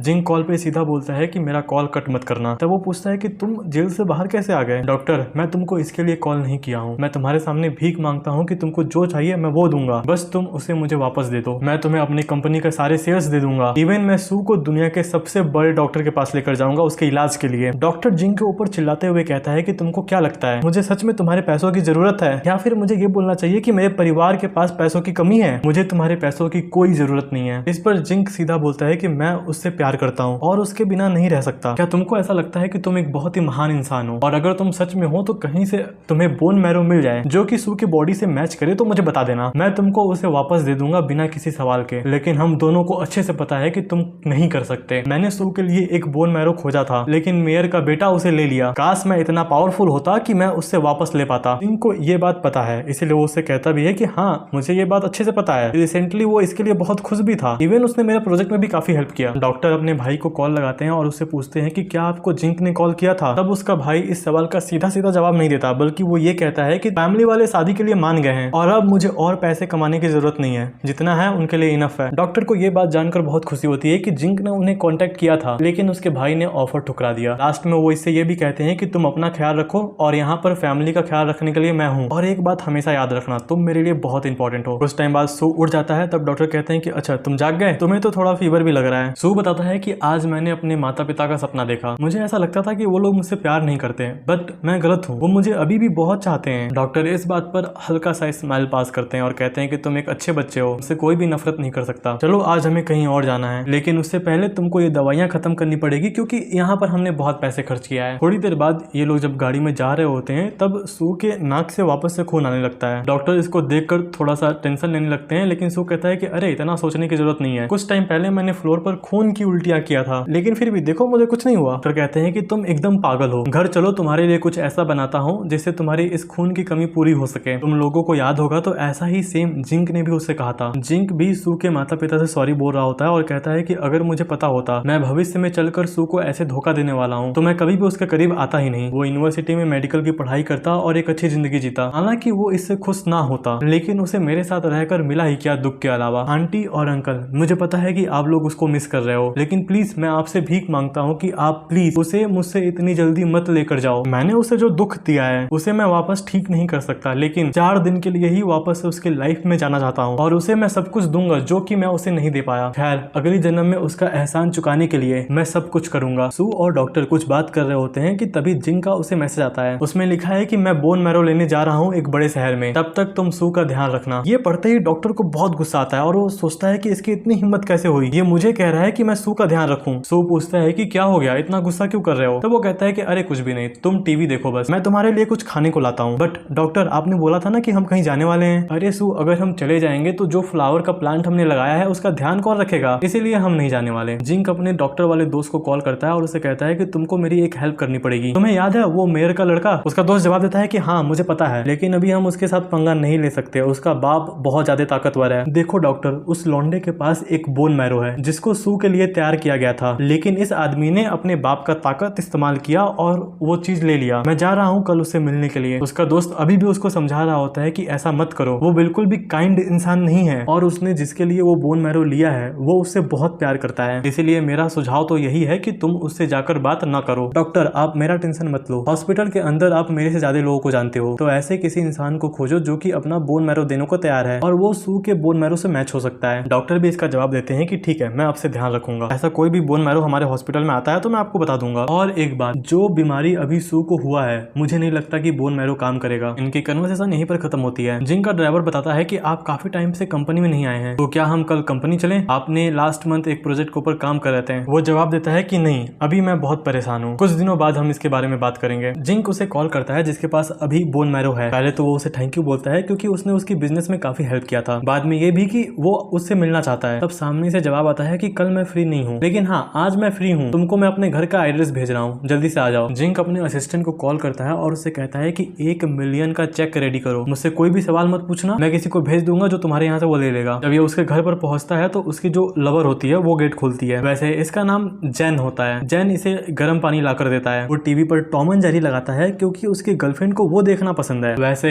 जिंक तुम मुझे ये बताओ, क्या तुम यहाँ पर मुझे थैंक यू बोलने के लिए आए हो? जैन तुम्हारी गर्लफ्रेंड काफी ठीक लग रही है, क्या वो बोन मैरो उसके ऊपर काम किया? वो बताता है कि नहीं ऐसी कोई बात नहीं है, उसने कुछ टाइम पहले ही दवाई ली थी और हाँ वो bone marrow next week transplant होने वाला है। खैर मैं आपको यहाँ पर लंच पर रुकने के लिए मजबूर नहीं कर सकता। जिंक क्लियर करता है कि देखो मैं यहाँ पर हूँ और इसका कारण सिर्फ ये है, मेरा एक बॉयफ्रेंड है जिसके उसके साथ मैं पिछले 15 साल से हूँ। जैन कहता है कि हाँ, ये बात मैं पहले भी सुन चुका हूँ, मैंने तो एक बार आपको उसके साथ देखा भी था, वो काफी सुंदर दिखता है, भले ही वो लास्ट 15 सालों से तुम्हारे साथ है लेकिन बहुत यंग दिखता है, लाइक स्टूडेंट जो कि यूनिवर्सिटी में पढ़ाई कर रहा हो। क्या मैं गलत हूँ? ये उसके बारे में नहीं है? देखो, मैं तुम्हारे साथ कई लोगों को देख चुका हूँ, इसीलिए मैं कंफर्म होकर नहीं बोल सकता कि तुम किसी एक के लिए सीरियस हो, वो भी लास्ट 15 सालों से। ये सब बात छोड़ो, ये बताओ तुम कहने क्या आए हो यहाँ पर? जिंक अब क्लियर बताता है, मेरा जो बॉयफ्रेंड है उसको एक जानलेवा बीमारी हो गई है जिसका नाम है लुकेमिया। उसके डॉक्टर का नाम है आइवन, और जो मिलिट्री का पब्लिक हॉस्पिटल होता है वो उसमें इलाज कर रहे थे। उन्होंने उसके लिए एक बोन मैरो खोजा था जो कि सू के बॉडी से अच्छे से मैच कर रहा था, लेकिन अचानक से वो गायब हो गया और रिसेंटली आपको एक बोन मैरो मिला है जो कि आपके गर्लफ्रेंड के बॉडी से मैच हो गया। जैन कहता है कि मुझे जो चीजें चाहिए होते हैं उनको पाने के मेरे अपने अलग तरीके हैं, अगर आपके बॉयफ्रेंड की जल्दी मृत्यु हो जाती है तो इसमें मेरी कोई गलती नहीं है। जिंक चिल्लाते हुए कहता है कि अपना जुबान संभालो मिस्टर जिंक,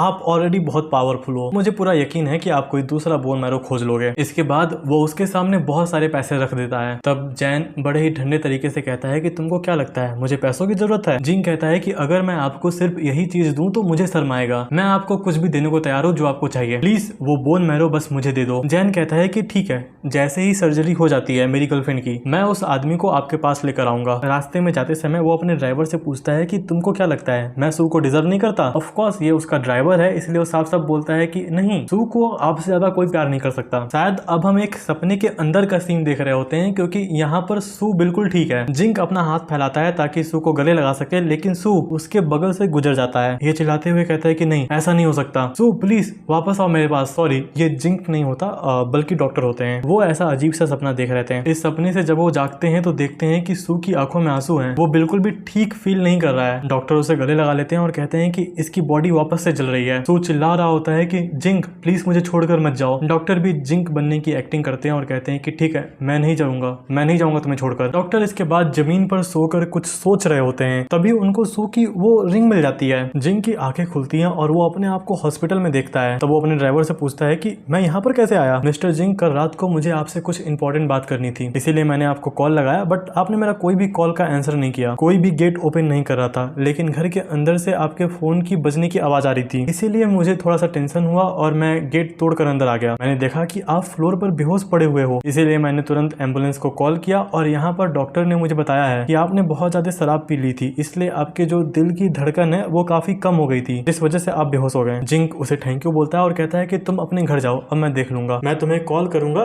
जब तुम्हारी जरूरत होगी। वो ड्राइवर भी ओके बोलकर वहां से चला जाता है। जिंक डॉक्टर को कॉल करता है और उसे पूछता है कि क्या वहां पर सू है? वो चिढ़ते हुए बताता है कि हाँ, वो सो रहा है, तुम्हें अगर कुछ इंपॉर्टेंट बताना है तो तुम मुझे बता दो, मैं उसको बता दूंगा। डॉक्टर, क्या मैं उसकी सांसें सुन सकता हूँ? मैं बिल्कुल भी डिस्टर्ब नहीं करूंगा। मिस्टर जिंक प्लीज आप ये सब ड्रामा करना बंद कीजिए, आप अपने आप को पेन में दिखाकर सिंपैथी हासिल करना चाहते हो और कुछ नहीं। आप कभी इस बात को मत भूलना कि आपकी वजह से ही सू की आज ये हालत हुई है, इसीलिए एक्टिंग करना बंद करो। काश आप स्टार्टिंग में ही सू को मुझे दे देते और मैं उसका अच्छे से देखभाल करता, तो मैं शायद तुमसे इतना तो नफरत नहीं करता। जिंक कहता है कि ठीक है, मैं फोन कट कर रहा हूँ, तुम उसका ध्यान रखना। सू एक किताब पढ़ रहा होता है जिसका नाम होता है 100 जगह जहाँ पर आप जा सकते हो। डॉक्टर उसको ये किताब पढ़ते हुए देख रहे होते हैं। तब सू कहता है कि प्लीज मुझे ऐसे मत देखो, मैं मरने से पहले शायद एक बार तो पक्का जाऊंगा यहाँ पे। डॉक्टर कहते हैं कि तुम एक बार नहीं 2 बार जाओगे और ये दूसरी बार तुम मेरे लिए जाओगे। वैसे कल तुम्हारा बर्थडे है ना? डॉक्टर, मुझे ये बात बहुत अच्छे से याद है, आप मुझे आधे महीने से परेशान कर रहे हो कि आप मुझे बर्थडे पर कुछ गिफ्ट देने वाले हैं और उसके बारे में सोच सोच के मैं बहुत परेशान हो रहा हूँ। सो किसी चीज के बारे में सोच रहा होता है। डॉक्टर उससे पूछते हैं कि क्या सोच रहे हो तुम? एंड यहाँ पर वो फ्लर्ट करते हुए बोलता है कि मैं आपके बारे में सोच रहा हूँ। डॉक्टर को तो यकीन ही नहीं होता अपने कानों पर। कुछ टाइम बाद सू नहा कर आता है तो वो बहुत ही अच्छा स्मेल कर रहा था। तब डॉक्टर उसके स्मेल की तारीफ करते हैं और फाइनली सू डॉक्टर के पास आता है और उन्हें किस करता है और पूछता है कि क्या अब तुम मुझे पसंद नहीं करते? मैंने जिंक के अलावा आज तक किसी भी मर्द के साथ ऐसा नहीं किया। फाइनली यहाँ पर इनके बीच सब कुछ होता है। मेरा मतलब है कि ये लोग फाइनली इंटीमेट होते हैं। मॉर्निंग में डॉक्टर उसके लिए केक बना रहे होते हैं। तब सू से कहते हैं कि तुम जाओ हॉल में मेरा इंतजार करो, मैं केक बनाकर आता हूँ। सू वहां से नहीं जाता। तब डॉक्टर उसको उठाकर लिविंग एरिया में लेकर जाते हैं और उसको कहते हैं कि तुम यहाँ पर बैठो,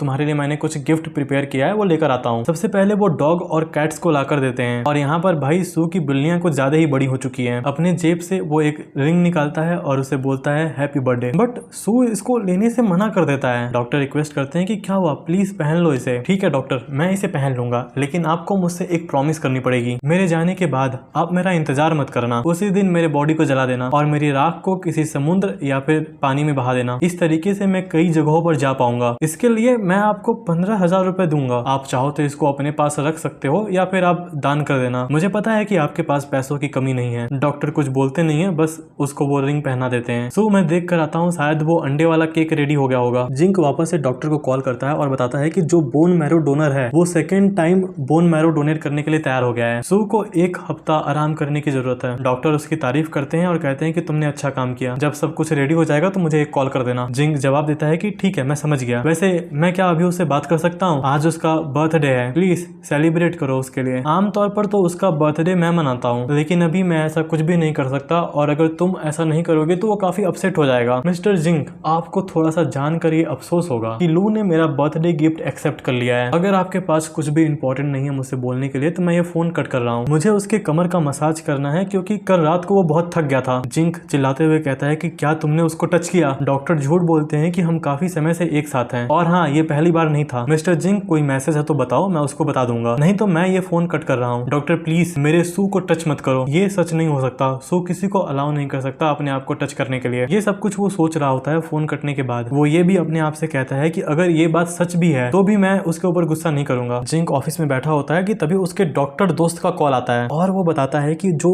जैन की गर्लफ्रेंड थी उसकी डेथ हो गई। यहाँ पर जो सर्जरी थी वो सक्सेसफुल हो चुकी थी, बट फिर भी उसके आधे महीने के अंदर ही पेशेंट का डेथ हो गया। जैन इस बात से इतना पागल हो गया कि वो लगभग डॉक्टर को मार ही डाला था। जिंक हांजो जाने के लिए निकलता है अभी जहाँ पर सू है, बट ये जिस फ्लाइट से जाने वाला होता है वो कैंसिल हो जाती है क्योंकि आज शहर में कुछ ज्यादा ही ठंड पड़ रही है। जिंक डॉक्टर को कॉल करता है बट डॉक्टर अपना मोबाइल स्विच ऑफ करके रखे हैं। वो अपने ड्राइवर को बोलता है कि चलो गाड़ी निकालो, हम लोग कार से हांजो जाएंगे, बट उसका ड्राइवर बताता है कि वहाँ का हाईवे लॉक हो चुका है क्योंकि बहुत ज्यादा बर्फ पड़ रही है। जिंक कहता है कि शॉर्टकट लो, चलो बस यहाँ से। 5 दिन बाद उसका ड्राइवर बोलता है कि मिस्टर जिंक, आप पिछले 3 दिनों से यहाँ पर किसी का इंतजार कर रहे हैं लेकिन इस घर से कोई भी बाहर नहीं आया। मुझे ऐसा लगता है कि इसके अंदर कोई नहीं है। तभी हम डॉक्टर को आते हुए देखते हैं। उसके हाथ में एक बैग होता है। जिंक उसका कॉलर पकड़ लेता है और पूछता है कि सू कहाँ है? अभी वो कौन से हॉस्पिटल में है? मुझे बताओ अभी उसका कौन देखभाल कर रहा है क्योंकि तुम तो यहाँ पर हो। मुझसे बात करो, कुछ तो जवाब दो। डॉक्टर बताते हैं कि तू अब जा चुका है। उसका शरीर ठंडा पड़ गया और उसने मेरी बाहों में ही अपनी जान त्याग दी। जिंक को उसके इस बातों पर यकीन नहीं होता। वो कहता है कि तुम झूठ बोल रहे हो, ऐसा नहीं हो सकता। तुमने मुझसे खुद बोला था कि वो ठीक है और तुम उसका ख्याल रखोगे। तुम झूठ बोल रहे हो, है ना? तुमने उसे कहीं छुपा दिया है। बस मुझसे बोल दो कि ये एक प्रैंक है क्योंकि ये बिल्कुल भी फनी नहीं है। कसम से मैं कभी तुम्हारे सामने नहीं आऊंगा। बस मुझे बोल दो कि ये सब झूठ है। डॉक्टर रोते हुए कहते हैं कि अपने आप को पागल बनाना बंद करो। तू 1 हफ्ता पहले ही मर गया था। डॉक्टर, मुझे तुम्हारी किसी भी बात पर बिल्कुल विश्वास नहीं है। मुझे नहीं लगता कि सू मुझे इस तरीके से छोड़कर चला जाएगा। जिंक, याद करो उसको ऐसे सिचुएशन में कौन डाला था। क्या तुमको पता है सू ने अपने पीछे सिर्फ 2 चीजें छोड़ी हैं। पहला वो कपड़ा जो उसने पहन रखा था और एक डेबिट कार्ड जिसके अंदर 1,15,000 युआन है। वो 10 साल से ज्यादा टाइम तक तुम्हारे साथ था। इतना पैसा इस बीमारी से ठीक होने के लिए इनफ नहीं है। ये सुनने के बाद जिंक के मुंह से खून आता है। उसका ड्राइवर जल्दी से भागकर उसके पास आया। अब हम सीधा जिंक को हॉस्पिटल के अंदर देखते हैं। उसका ड्राइवर समझा रहा होता है कि आपको इतना सैड होने की जरूरत नहीं है। वो उसे टिकट बुक करने के लिए कहता है वापस से बीजिंग के लिए। मैंने जो कुछ किया है उससे सू बहुत नाराज है। मुझे अच्छे से पता है कि मैं बहुत गलत हूँ। क्या वो घर पर मेरा इंतजार कर रहा है? मैंने अभी अभी सू के बारे में एक सपना देखा। उसने कहा कि उसे मेरी याद आती है, मुझे वापस जाकर उससे मिलना होगा। वो ड्राइवर समझाता है कि प्लीज आप इस बात को समझिए, सू अब जा चुका है। बट वो उसके ऊपर ही चिल्ला देता है और कहता है कि तुम्हारी हिम्मत कैसे हुई ये बोलने की? वो मुझे छोड़कर कभी नहीं जाएगा। कुछ टाइम बाद ये घर पहुंच जाता है और घर जाने के बाद अपना गेट ओपन करता है। उसे फोन पर एक मैसेज आया होता है जो कि डॉक्टर ने उसको किया था। सू मरने से पहले मुझसे बोला था कि आप एक अच्छी लाइफ जियो। जब वो जिंदा था तब वो आपसे मिलना नहीं चाहता था। वो ये भी नहीं चाहता था कि उसके मरने के बाद आप उसको देखो। बट जिंक बार बार यही कहता है कि नहीं, सू नहीं मरा है अभी। घर के अंदर आने के बाद वो बड़े ही प्यार से कहता है कि सू, क्या तुम अंदर हो? मैंने तुम्हें बहुत इंतजार करवाया, कोई बात नहीं। जब तुम्हारा खेलना बंद हो जाए तो तुम आ जाना। अब से तुम्हारे लिए इंतजार करने की मेरी पारी है। मैं तुम्हें सच में बहुत मिस कर रहा हूँ और भूलना मत, घर वापस आने का मैं तुम्हारा इंतजार कर रहा हूँ। अब हम थोड़ा सा पास्ट का सीन देखते हैं जहाँ पर डॉक्टर सू के पास है और वो उससे बोलते हैं कि मैंने जो फ्लावर का पौधा लगाया था उसके अंदर से बस फ्लावर आने ही वाले हैं। क्या तुम थोड़ा सा और इंतजार करोगे? तुमने मुझे यहाँ का व्यू दिखाने के लिए बुलाया था, लेकिन अब तुम सो क्यों रहे हो? तभी सू डॉक्टर के गालों को टच करता है। तो वो पूछते हैं कि क्या तुम मुझे कुछ बताने की कोशिश कर रहे हो? और वो कहता है कि स्कूल के बाद चलो साथ में घर चलते हैं। और ये बोलने के बाद वो मर जाता है। प्रेजेंट टाइम में डॉक्टर भी अपने घर पर आ गया है। उसके भाई गेट ओपन करते हैं और कहते हैं कि फाइनली तुम आ गए वापस। ब्रदर, मैं आपको ये बताने आया हूँ कि मेरा वर्क वीजा रेडी हो चुका है। मैं यहाँ से जा रहा हूँ। मैं अब रसिया में जाकर रहूंगा। उसका भाई कहता है कि ठीक है, जा रहे हो अच्छे से जाओ और हाँ वापस आते रहना मुझसे और पापा से मिलने के लिए, और सबसे जरूरी बात अपना ख्याल रखना, और अगर तुम्हें कोई अच्छा इंसान मिल जाए तो उसके साथ अपनी जिंदगी बिताना। वो कहता है कि नहीं, मैं अब कभी भी दोबारा से प्यार में नहीं पड़ूंगा। और इसी के साथ हमारी ये स्टोरी खत्म होती है। तो कमेंट में बताओ ये कहानी सुनकर किसको किसको रोना आया। अगर मैं अपनी पर्सनली बात करूँ तो भाई मुझे ना इस स्टोरी में कई जगह पर रोना आया है, और सबसे आखिरी में जब सू मरता है उस चीज को प्रोसेस करने के लिए ना मैंने आधे घंटे का ब्रेक लिया था, और फिर जाके मैं अपने आप को समझा पाया कि ठीक है ये मर चुका है। जिंक बहुत बुरा था, मैं मानूंगा कि वो बहुत गंदा इंसान था, लेकिन लास्ट में जब मैं वो उसका पागलपन वाला पेन देखता हूँ तो मुझे बहुत बुरा लगता है। और जब डॉक्टर ये कहते हैं कि अब मैं दोबारा कभी भी प्यार में नहीं पड़ूंगा, तब तुम उसका दर्द समझ सकते हो। मुझे किसी ने कहा था कि मैं स्टोरी पढ़ते पढ़ते रो देती हूँ, और तब मैं उसके ऊपर हंस रहा था कि कोई स्टोरी पढ़कर कैसे रो सकता है। ये स्टोरी पढ़ने के बाद मुझे अच्छे से समझ में आ चुका है कि कैसे रोते हैं। तुम लोगों ने ये मेरी एक्सप्लेनेशन वाली वीडियो देखी है तो शायद तुम लोग अच्छे से कनेक्ट नहीं कर पा रहे हो कैरेक्टर से, बट मैंने स्टोरी रीड की है। खैर छोड़ो। अगर आपको ये स्टोरी थोड़ी भी अच्छी लगी हो तो यार प्लीज इस वीडियो को लाइक करना और अपने दोस्तों के साथ शेयर जरूर करना। ये स्टोरी खत्म करने के बाद मैं इतना सैड था कि मैंने सोचा था कि मैं ऐसी वीडियो बनाऊंगा, मतलब जैसे स्टोरी खत्म होती मैं वीडियो भी एंड कर देता, बट ये मैं 1 मिनट का अलग से वीडियो रिकॉर्ड कर रहा हूँ। इसमें मैं तुम लोगों को एक बात बताना चाहता हूँ कि यार देखो, मुझे ना ये वीडियो बनाने में 1 हफ्ते से ज्यादा का टाइम लगता है, और ऑडियो रिकॉर्ड करना, ऑडियो एडिट करना, फिर वीडियो एडिट करना, ये सब बहुत लंबा प्रोसेस है। मुझे बहुत ही ज्यादा मेहनत करना पड़ता है। और हाँ, यूट्यूब वाले मुझे 10,000 व्यूज के सिर्फ 100 रुपए देते हैं। 1 हफ्ता मैं बहुत मेहनत कर रहा हूँ और मुझे पैसा कितना मिला है? 100 रुपए। इसीलिए मैं बगल में अपना QR कोड लगा दूंगा, अगर कोई भी मेरी हेल्प करना चाहता है तो वो कर सकता है। मेरे लिए ये काफी हेल्पफुल रहेगी और इस तरीके से मैं वीडियो और भी जल्दी जल्दी ला पाऊंगा। और हाँ, ये पूरी तरीके से ऑप्शनल है। Thank you so much for watching.